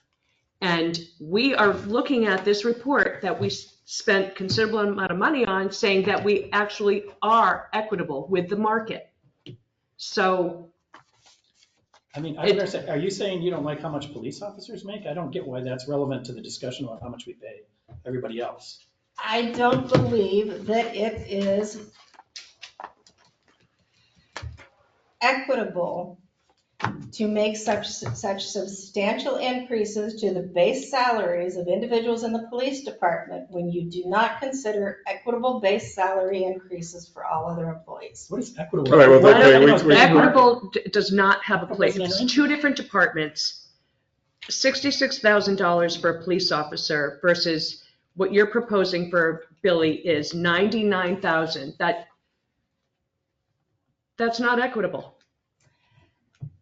So do you think that I mean, Do you have to, I don't even understand why you're comparing a police Here we go officer to a again. public works person. Here we go again. I'm comparing equitable employees. well, see, that is the problem. That's the Because fundamental difference. one employee carries a gun and puts his life on the line, the other person does not. That is the main difference. No matter how you want to cut the mustard, it still comes down to one person is dealing with people that could do the town harm, where the other one is not. And that is the difference. And that is why it may be sometimes not equitable. And it's definitely not equitable as a one-to-one basis when you can say, somebody's going to go out there with a bulletproof vest on and ride around and pull people over. In fact, the chief just did a felony stop. Really? So. Who says it's not equitable? Equitable doesn't mean equal. Equitable just means when you compare the value. Right. But see, the biggest thing is, I have to agree with Carolyn, we spent a ton of money on this study. And the study came out saying that we are actually in the range. And that was the whole discussion before we even started. We don't know what the range is. Maybe we're not in the range. We need a study. We do a study, and now, there's what, 200 pages here that we're not even going to use? I mean, it's minus 7.2%. And that's with a minus 45% on your side added in there, which skews the number big time. Yeah. I mean, there's things on here I don't have problems with, but I think the discussion between what the police department is and what the town staff is totally different. And unfortunately, it comes down to morale too, because you were clearly very upset last year because you didn't feel it was equitable. And now we're going right back to where we were. And if that's the message that all staff is getting, then of course morale, people don't want to work any extra. You mean, so we're saying Kelly doesn't come in and work any extra hours now because the police got a raise she thinks was too much? Is that what we're saying? Yeah. I mean, what kind of? Yeah. No, that's not what we're saying. I think Well, that's what I'm Kelly hearing. just said, since the last budget decision. Well, I don't want to put Kelly on the spot. No, Maybe but I'm he just got just- tired of, coming in nights and weekends. I mean, Yeah, and if let's you're face it. getting the work But done. that's the other thing is- Well, if the work- Are we if the falling project's that done behind in without work? it, then that's fine. But, Right. Are we falling that behind in things to get done? No. Okay, so, So and that's, let's also go back. Let's talk about the past a little bit. The town has grown, but not in the sense of, we didn't take up more property except for property that we can never develop. We have the same amount of houses, we have the same amount of people, we have the same amount of everything, and we did the same work with much less staff 10 years ago. 3 people. So to say that now we need double the staff, and even this guy here, the report guy, was saying, oh, maybe we're understaffed. How? And the reason we got rid of some of the staff before was because they weren't performing the job. So let's get back to this. If we want to do some of these employees my biggest problem here is I would like to also make the following recommendations for salary increases by position. Okay. The problem I see with this is, even I'm a little bit confused at this point, is that, so the public works supervisor, let's just start right at the top. I'm not picking on Billy, I'm just talking at the top here. From 90,956 to 99,286. So right now, Billy's at 90,000, like you said, and then you have, you're going to give him $8,330. Which, is that the right math? Yeah. So that would give him a raise from now until the budget. Well, it's a base salary, No. Or no, now until his anniversary. and then he gets 5%. And then he gets a 5% on top of that if he gets graded at 5%, Which he will. right? So you're just increasing what you're doing. Even if we take the names out of it, it's just a position, right? So I guess, Lynn, what you're saying, I want to put words in your mouth. You're saying that you believe the public works supervisor position should be at 99,286. I do, yes. Okay. So that's that. So can I say something? Why don't we discuss the COLA thing first? Because now if you take the 90,000 that Billy's making and you say we're giving 4% COLA across the board, right? No, that was a separate No, option. Lynn, let me finish. So we need to do something to address COLA in the raises, right? Why? Right? Why? Because the cost of living increase. You No, gotta be we fair got to hung people. up with this when inflation was 9%. We haven't inflation given is any forecast- cost- it's gonna be like correct me if I'm wrong. 2%, We haven't given 3%. any staff a cost of living increase other than LIT, right? So far this year. So far, right. So what I'm saying is, we start and say, okay, everyone should be entitled to 4%, right? Unless you're doing a poor job. Then you decide on top of that what you want to do for merit. How's Which is that? what I recommended last year. And if we do that, then my budget specific increases don't even need to be considered. But last year, the commission stated that they don't do COLA and merit. That it's one or the other. Well, we did it. No, No, we did a flat rate. no, you did a, That would include COLA. We upped the flat.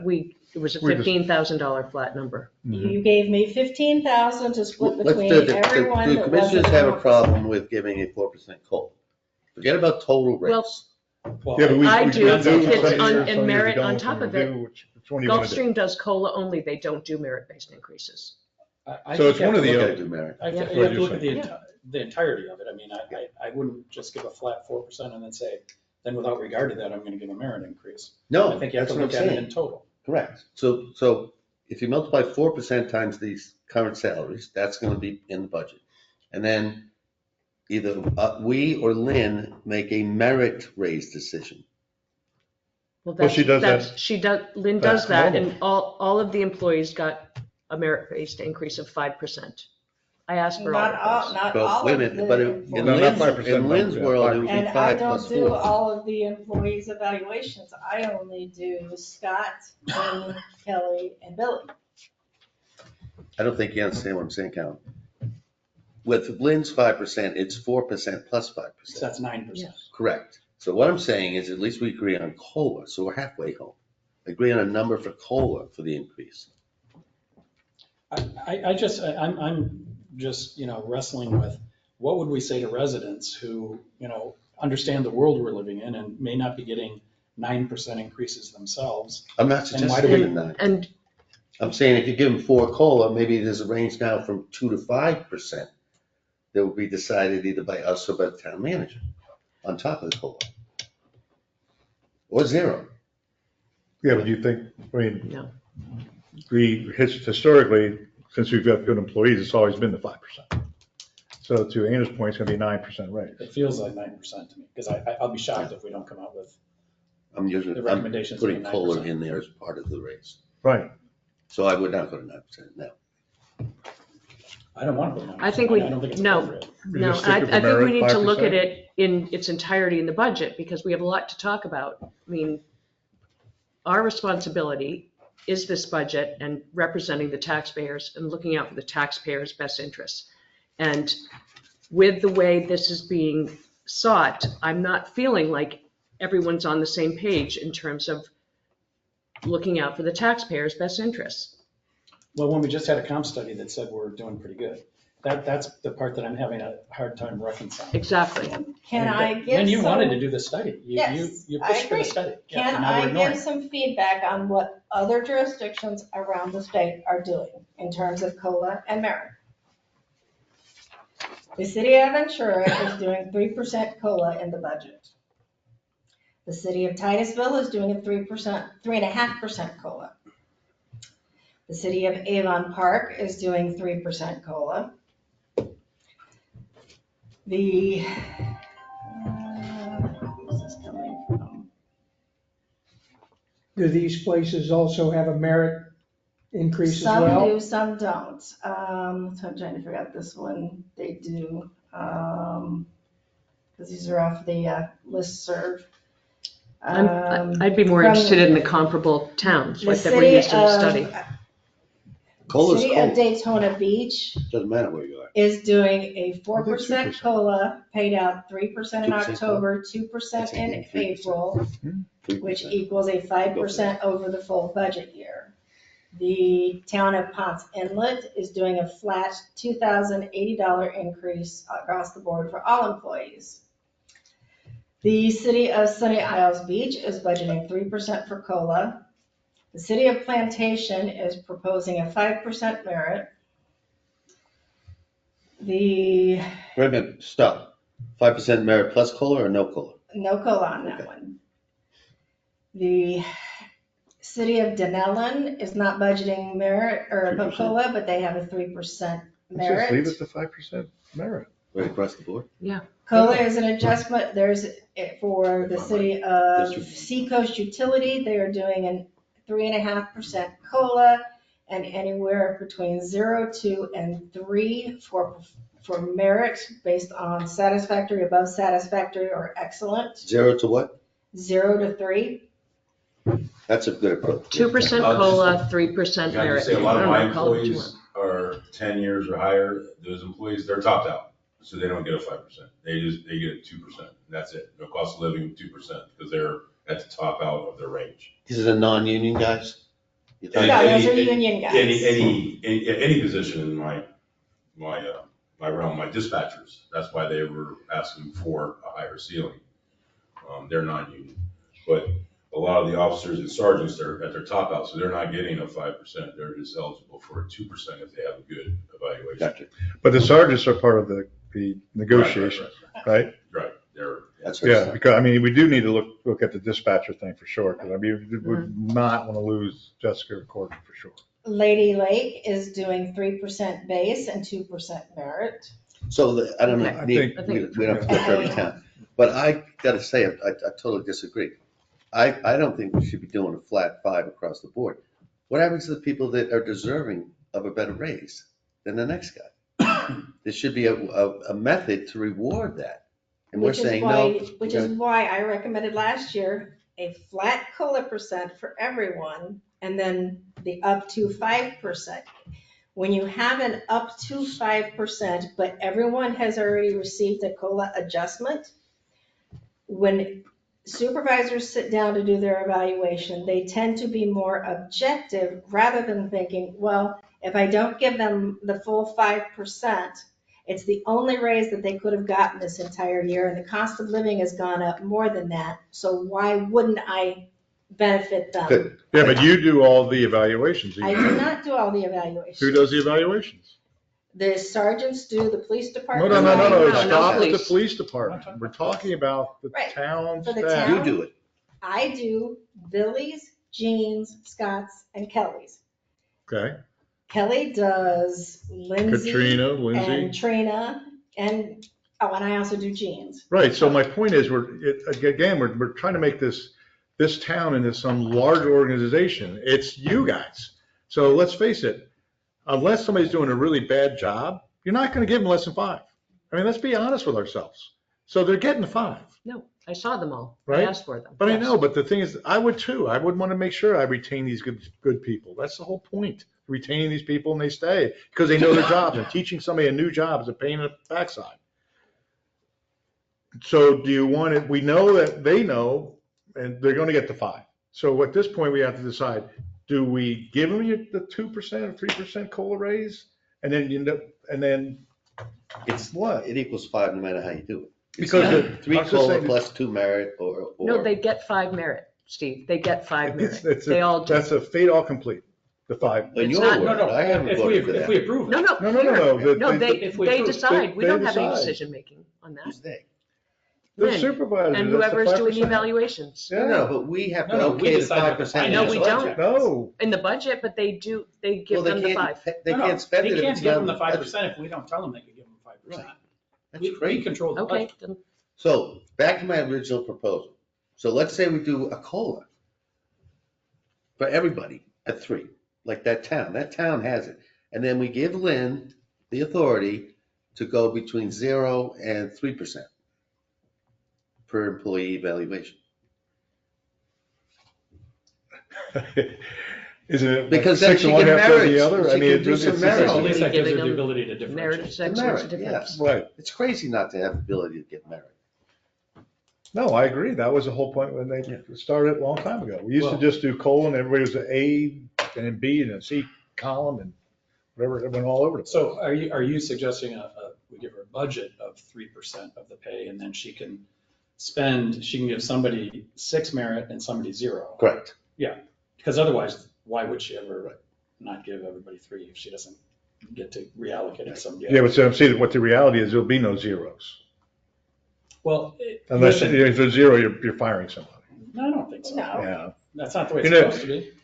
I No. can tell you right now, I know of at least one employee in FY '24 that did not receive, I believe they received a 2%. Who? Chris Sorrell, because he was, Who? he's no longer with the town, but Chris, Well, That's why he's no longer in the town. That's my point. But I can bring up with like Courtney and Jessica, the dispatch side, they're at their top out, so they're just getting. Well, see, that's a dispatch, a whole different thing. That's different. We need to increase that level of salary for Didn't we the do that with dispatch, the new classifications? That's which gonna is be taken care different of, than isn't what we're it? talking about. well, Yeah. you have to authorize creating the new classification. I would also recommend that you raise the top out for the town treasurer, because she's The town who? No. town treasurer, And Jean. she's Jean? retiring. But she's retiring. I thought she was And retiring. she was making she's been 20,000 retiring in for 2 overtime. years. Yeah, no, She's still making that? Okay, Yeah. I know. so, she made a lot of money with her Well, overtime. I don't want to put my Lynn, hand in anybody's the pocket. classifications in there, you're saying we would have to agree to reclassify. agree The to create dispatchers new into a new- classifications. So if we have dispatch, and then I'm suggesting we create a senior dispatcher, or dispatch 2. Okay, For, wait. Let's see. 2 different things. Let's stick with, before we go and start reclassifying salaries, let's stick with what we're going to do for the increase, if there are any increases. What is Commissioner, what is your pleasure? 3 plus 3 is my thought. 3 plus available 3, I would say.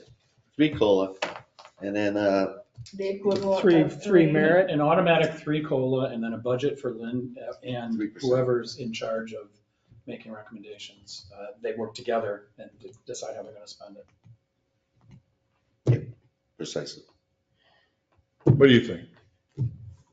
I'd be all right with that, but I think we should have an ability in the budget to change that if we get to the end of the day and we are wondering how we're going to pay for other things. Absolutely, we can do that when we do at the next budget meeting. But it should be an easy, change the number. Yes. On the spot. And Yeah, see. the 3 COLA Yes. we're agreeing on, and the 3 merit is subject to affordability, which we expect we'll be able to afford. But Well, we'll leave it, if we have a we'll disaster, leave it in the budget at 3 and 3. 3 and And 3, then yeah. if we 3 and 3. decide at the But we're end just of the making it budget, clear amongst us that, yes. look, if our backs are against the wall, Right. we might have to adjust it. Sound good to you, Steve? Sounds great. And it covers every single thing on this page with the exception of the union police, correct? So you can do simple math and figure out. So that includes the dispatchers and. No, we myself. haven't gotten to the dispatch. No, that includes the dispatchers, but we haven't gotten to the Base salaries for the base dispatchers. salary increases. Yeah. Okay. All right, so we're all in agreement, 3 and 3. Yeah. All right. So let's move on to the base salary part. So the dispatchers, we want to raise, the dispatchers over 10 years, their base, is that what we're saying? Lynn, Get the ceiling they met, right? the ceiling? The dispatcher ceiling is currently What, 85,000. what grade are they? They are 16? a grade 10 currently. What was the money number? Oh, I see. They're 105. maxed out she at went- 85,000. All of them? That's the maximum in their salary range. Basically, she's doing up to 80 grand for the Dispatchers max. are- So you're not using the new pay 55,000. plan. You're using the old pay plan, Lynn? You're asking me what they are right now. Okay. Their current salary range is 55,000 to 85,000. I am recommending they go to 57,000 to 91,000. So you're putting them in 108. Where You're is- 108. Those are two different Yes. lines. She's Those are, making it up. it's You wanna 61 to wait. 91 or 57 to 88. Jesse says it Not doesn't. in- No, it's 57 to 91. Are you in the new looking now one. at the new one? At the In the new new one, one. at the new one. Because we're gonna put everybody into new They would be categories. in 108. Okay. So we would bump the minimum dispatcher salary up to 57,137.95 with a maximum of 91,420.72. How does that, but Jessica's already at 102. But she's a Right, A but she's manager. a dispatch manager, Yeah. which is a different classification. What's her classification? Her classification, she is number 15 in the current range. And you're gonna map that over to what? And I'm mapping that over You to. mean 16? No, 15. 15 goes up to 91.5. Well, I'm looking at this right here. I'm looking at this, the current pay plan. Oh, this has got current too. No, So this 14 goes up to piece of paper means 91.5. nothing, right? 15 This- goes this up to, 91.5. no, that's 14. No, both 14 and 15, if you look at what I'm looking at on page 7. 15 goes to 91.5. It says They're here, exactly maybe the it's same, wrong. 14 and 15. Is that a mistake, typo? Maybe that's a mistake. That's a mistake. Alex, What are we trying to accomplish? So are all the numbers wrong, Just or is raise there the just an ceiling. extra? Just raise the Raise ceiling. the ceiling. Well, no, they're moving them in the classification. so what We're takes moving into a place? new I don't care about classification. 22 takes care of it. classification. I thought that was insanity. So we have Just raise the we have the dispatchers bumping into the most money they can make, so we need to raise that ceiling, right, right? that's it. What do you need it raised to, Lynn? I need it raised, well, without creating a dispatcher senior, if we bump them up to a range of 57,1 to 91,420,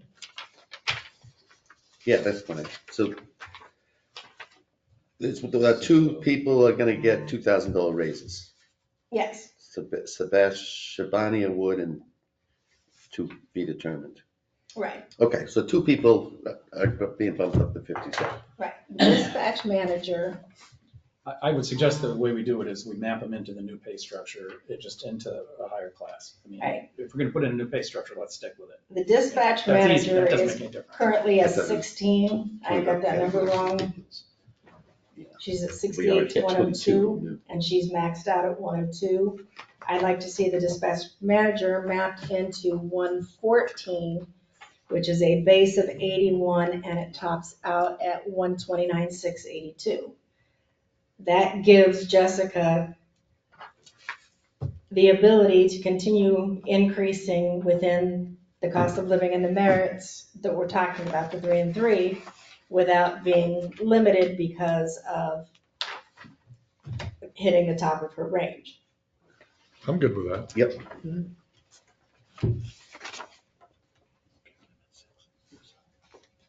Beyond that, the only other one I would like to see is I would like to see the chief of police. The chief of police. Yeah. Forget it. Huh? You gonna give the answer? Because he's administrative. He's currently in grade 21 of our current pay scale, which goes from 115 to 167. And as of his evaluation last month, he's making 130. I'd like to bump him up to grade 122, which starts at 129, goes to 206, which puts us more in line with other chiefs throughout the county, but bump him up to 140 total as a base salary, because I couldn't put him higher than the 118 when I hired him because of the compression in that police chief's range. I'd support that. I'm good with So that. wait, go to which class? To Which grade? 122. 122 and adjust them to 40 and 40.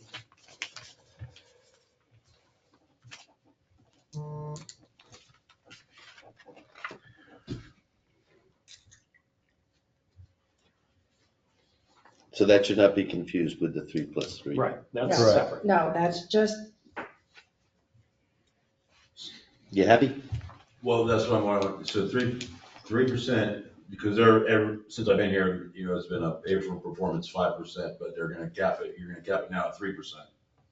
And give them 3% cost of living. Yeah. Yeah. For the, okay. But wait a So minute. it's all That would 6 now. include my evaluation, dispatch's evaluations, Kelly's evaluation, Lynn's evaluation, that's all of us. But I thought we just decided you're getting a No, flat we just 10,000. decided you're going Right. 3140, yeah. Right, but I'm talking about for. But When that- when your For anniversary. next yeah. year. You raise their. Oh, I see what you're saying, next year, not this year. Okay. Right. So, right, I understand where you're kind of getting at. So you're no longer entitled to the 3 plus 3 because you're getting 10,000. No, he's still That's got more 3 than 3 plus 3. On top of the 10? Yeah, because That you're would gonna happen boost from the next salary year. range up. yeah. That would happen to a and- year from now.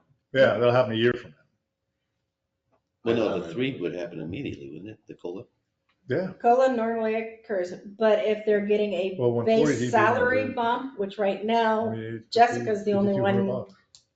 that Jessica and the two that are the lowest, the dispatchers are the only ones getting automatic base bumps. Mhm. Everyone else gets 3%. Yeah, those two and Unless the the chief, base- automatic baseball.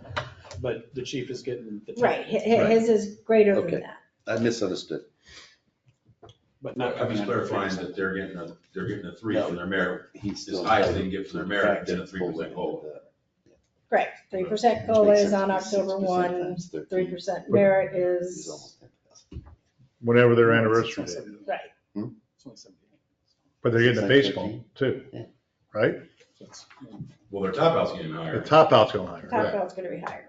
So they're no Your longer base bump limited to goes that up. 2%. So when are we meeting again anyway? Well, right now, we don't have another work session, but we are bumping up on the end of this work session to get ready for tonight's meeting. So the question we is, Can go I, through- can yeah. I just have a little discussion about the mill rate and what's transpired here and why we got handed a new sheet today? I would, go ahead. What page, Just Carol? give me a minute. This is this We'll give handout? you- No, this. We'll give you an 16 Handout. minutes.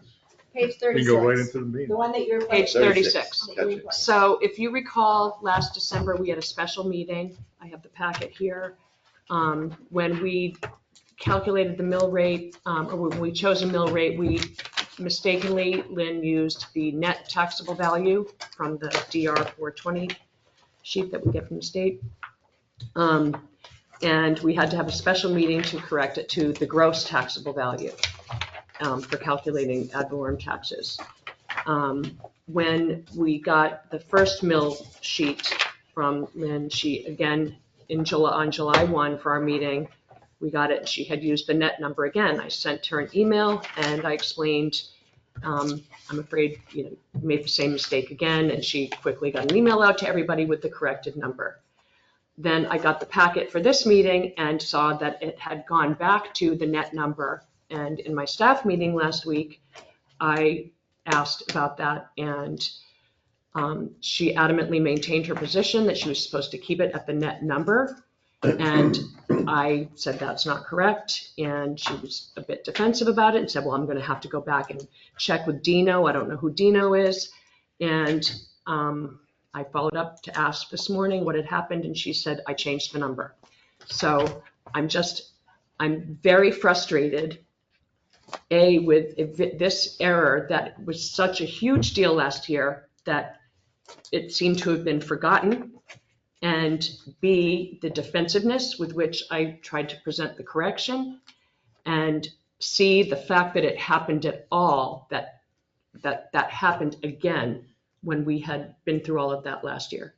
So my frustration is threefold, and I just wanted everybody to be aware of the course of events here and why we have a correction sheet. So we have accurate numbers. So this is. This is the number. The This- handout is the accurate number. Yeah, that's. Yeah. The So the net of 1682, that, guys, is it's a plus, it's a good guy to the tune of 56,131. 256. but it shouldn't have even been, 56,031. Yeah. it should So it's a never, $56,000 good guy. that net number is what's only used to calculate the rollback rate. If you've read about what Yeah, Del yeah. Rey is doing, Okay. Del Rey is using the rollback rate it's just this a year, mistake, which yeah. is So- very controversial, but they're doing it because to keep taxes down. Mhm. Because even if we keep it at 5.4, we're raising We're taxes 10.3%. And in our budget is over $1 million in grant money. So where would we be without that grant money? Lynn, So it's a bit, I'm concerned, I'm voicing it because this is the only place I can voice it. so you're worried we're gonna run out of money? No, Or you I'm mean worried about calculations? I'm worried about the mistakes Yes, and the okay, errors and the calculations. defensiveness and the adamance that, being adamant that she was right when she wasn't right, and no even acknowledgement that she was wrong, just that she put the correct number in. So it's just a source of great frustration Can to I me. make a suggestion? You've said it 3 times, we get it, you're pissed off. Mhm. Why don't we just lower it a little bit and move on? So can I Well, we just, go, can I suggest, so I know we're running out of time here. The way I read this now, with that adjustment, I think we've got $217,000 left, even given all of the capital expenditures that we agreed on at the Overage? last meeting. Overage. Or does that include the police money? Well, it doesn't include what we just talked about. No. Right, so that's, and it Yeah. doesn't include the staff raise. I'm talking about what we have in here that we agreed to. Yeah. We have 217,000. It doesn't include what we just talked about, and it doesn't include whatever the police settlement is. And it doesn't include Unless we what have we have to something pay in for there. the land purchase either. Because the way I added up, Yeah, we have 225 in the land purchase. No, but I have to explain that. The 225, we got a grant, FERDAP grant for 200,000 to purchase the Eder property. If you look at the Eder property as compared to the Priest property that we bought, the cost would be about $287,000. Lynn and I did that math back, a while ago. 80%, so if they're matching, we have to match 20%, so it's a $250,000 purchase price. However, we haven't even negotiated with the Eders yet or presented it to them. They know we were seeking the grant. We did get the grant. If we don't use it, we forfeit it. what's the So timetable on? what is the timetable on that? Timetable will be FY '25. By the end of FY '25, Yeah. we have to use the money. Yeah, so that's $50,000. She has it in as 225. It should be 250 because 80/20. If they agree to that, then that's $50,000, that an additional 25,000 than what's in the budget now. So that uses up of our 217. That uses 25 of it. Mhm. Yeah. I'm just trying to give everybody a sense of where we're at. Yeah, I Go think, ahead. So I've got us at 217 now minus 25 possibly, I guess. And then minus or plus? minus whatever we did.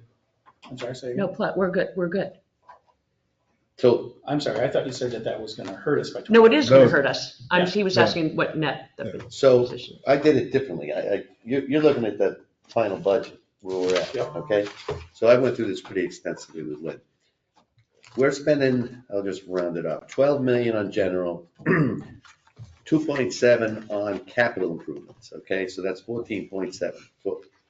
No, we're spending 10,445,000. 10,445,026. Well, this is directly from Lynn, 11 million. I'm telling you, Lynn, you and I went through this. And- Thursday or Friday, it's 10,445,026 is what the cost of running the railroad is. That's the cost, well, I have a totally different. Minus, Where's that Because number? There's a bad number in there, Lynn, that Yeah, transfer but number, 1 that, million. that's What almost a page are 2 we million looking at? dollar. it is not a bad number. Where is that number? Where's that 10 million? What When did page? we talk about? It's not on any page. Look on page 33, guys. See page 33? Yes, that's where we're at. Okay, you see the 11,825? Hang on. Yep. See the number right above it, the 1,380,000? Yep. That's not in the cost of running the railroad. Where are you? I'm on page 33. What is that 1,380? That's a system thing where they're transferring money over to the capital budget, but it shouldn't be included in the cost of just running the town. That's a capital cost. The real cost of running the town in this budget, without all these little things we just talked about, I believe, and I think, Lynn, you agreed with me, is 10,445,026. I don't have page numbers anymore. That's because you Yeah, replaced page your 33. pages. Oh, you put the new 86. pages in? Okay, I don't know. All right, so that's good news, yes, because I have that as an additional 1.8 it million. didn't work if you did it that way, right? With your way, we don't need to pull 1.3 out of reserves now. No, we Right. do need to pull 1.3 out. No, not according to this map that you guys discussed.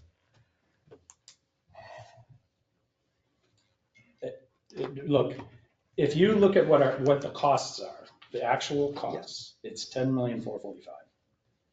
Can we get a If you corrected look at our revenues, spreadsheet it's then? 13,390, it's now gonna be, what, 13? 4479. So does this need to be corrected, Lynn? That what we're looking at, this page 33, like 13,447,496. that 1,380,000 shouldn't That's be what the there? number is, Yeah. It has to be because we are transferring that So we have 1,380,533 So we got 1 million. what? is the Transfer to capital projects. transfer of unappropriated fund balance because we're spending $2.7 million.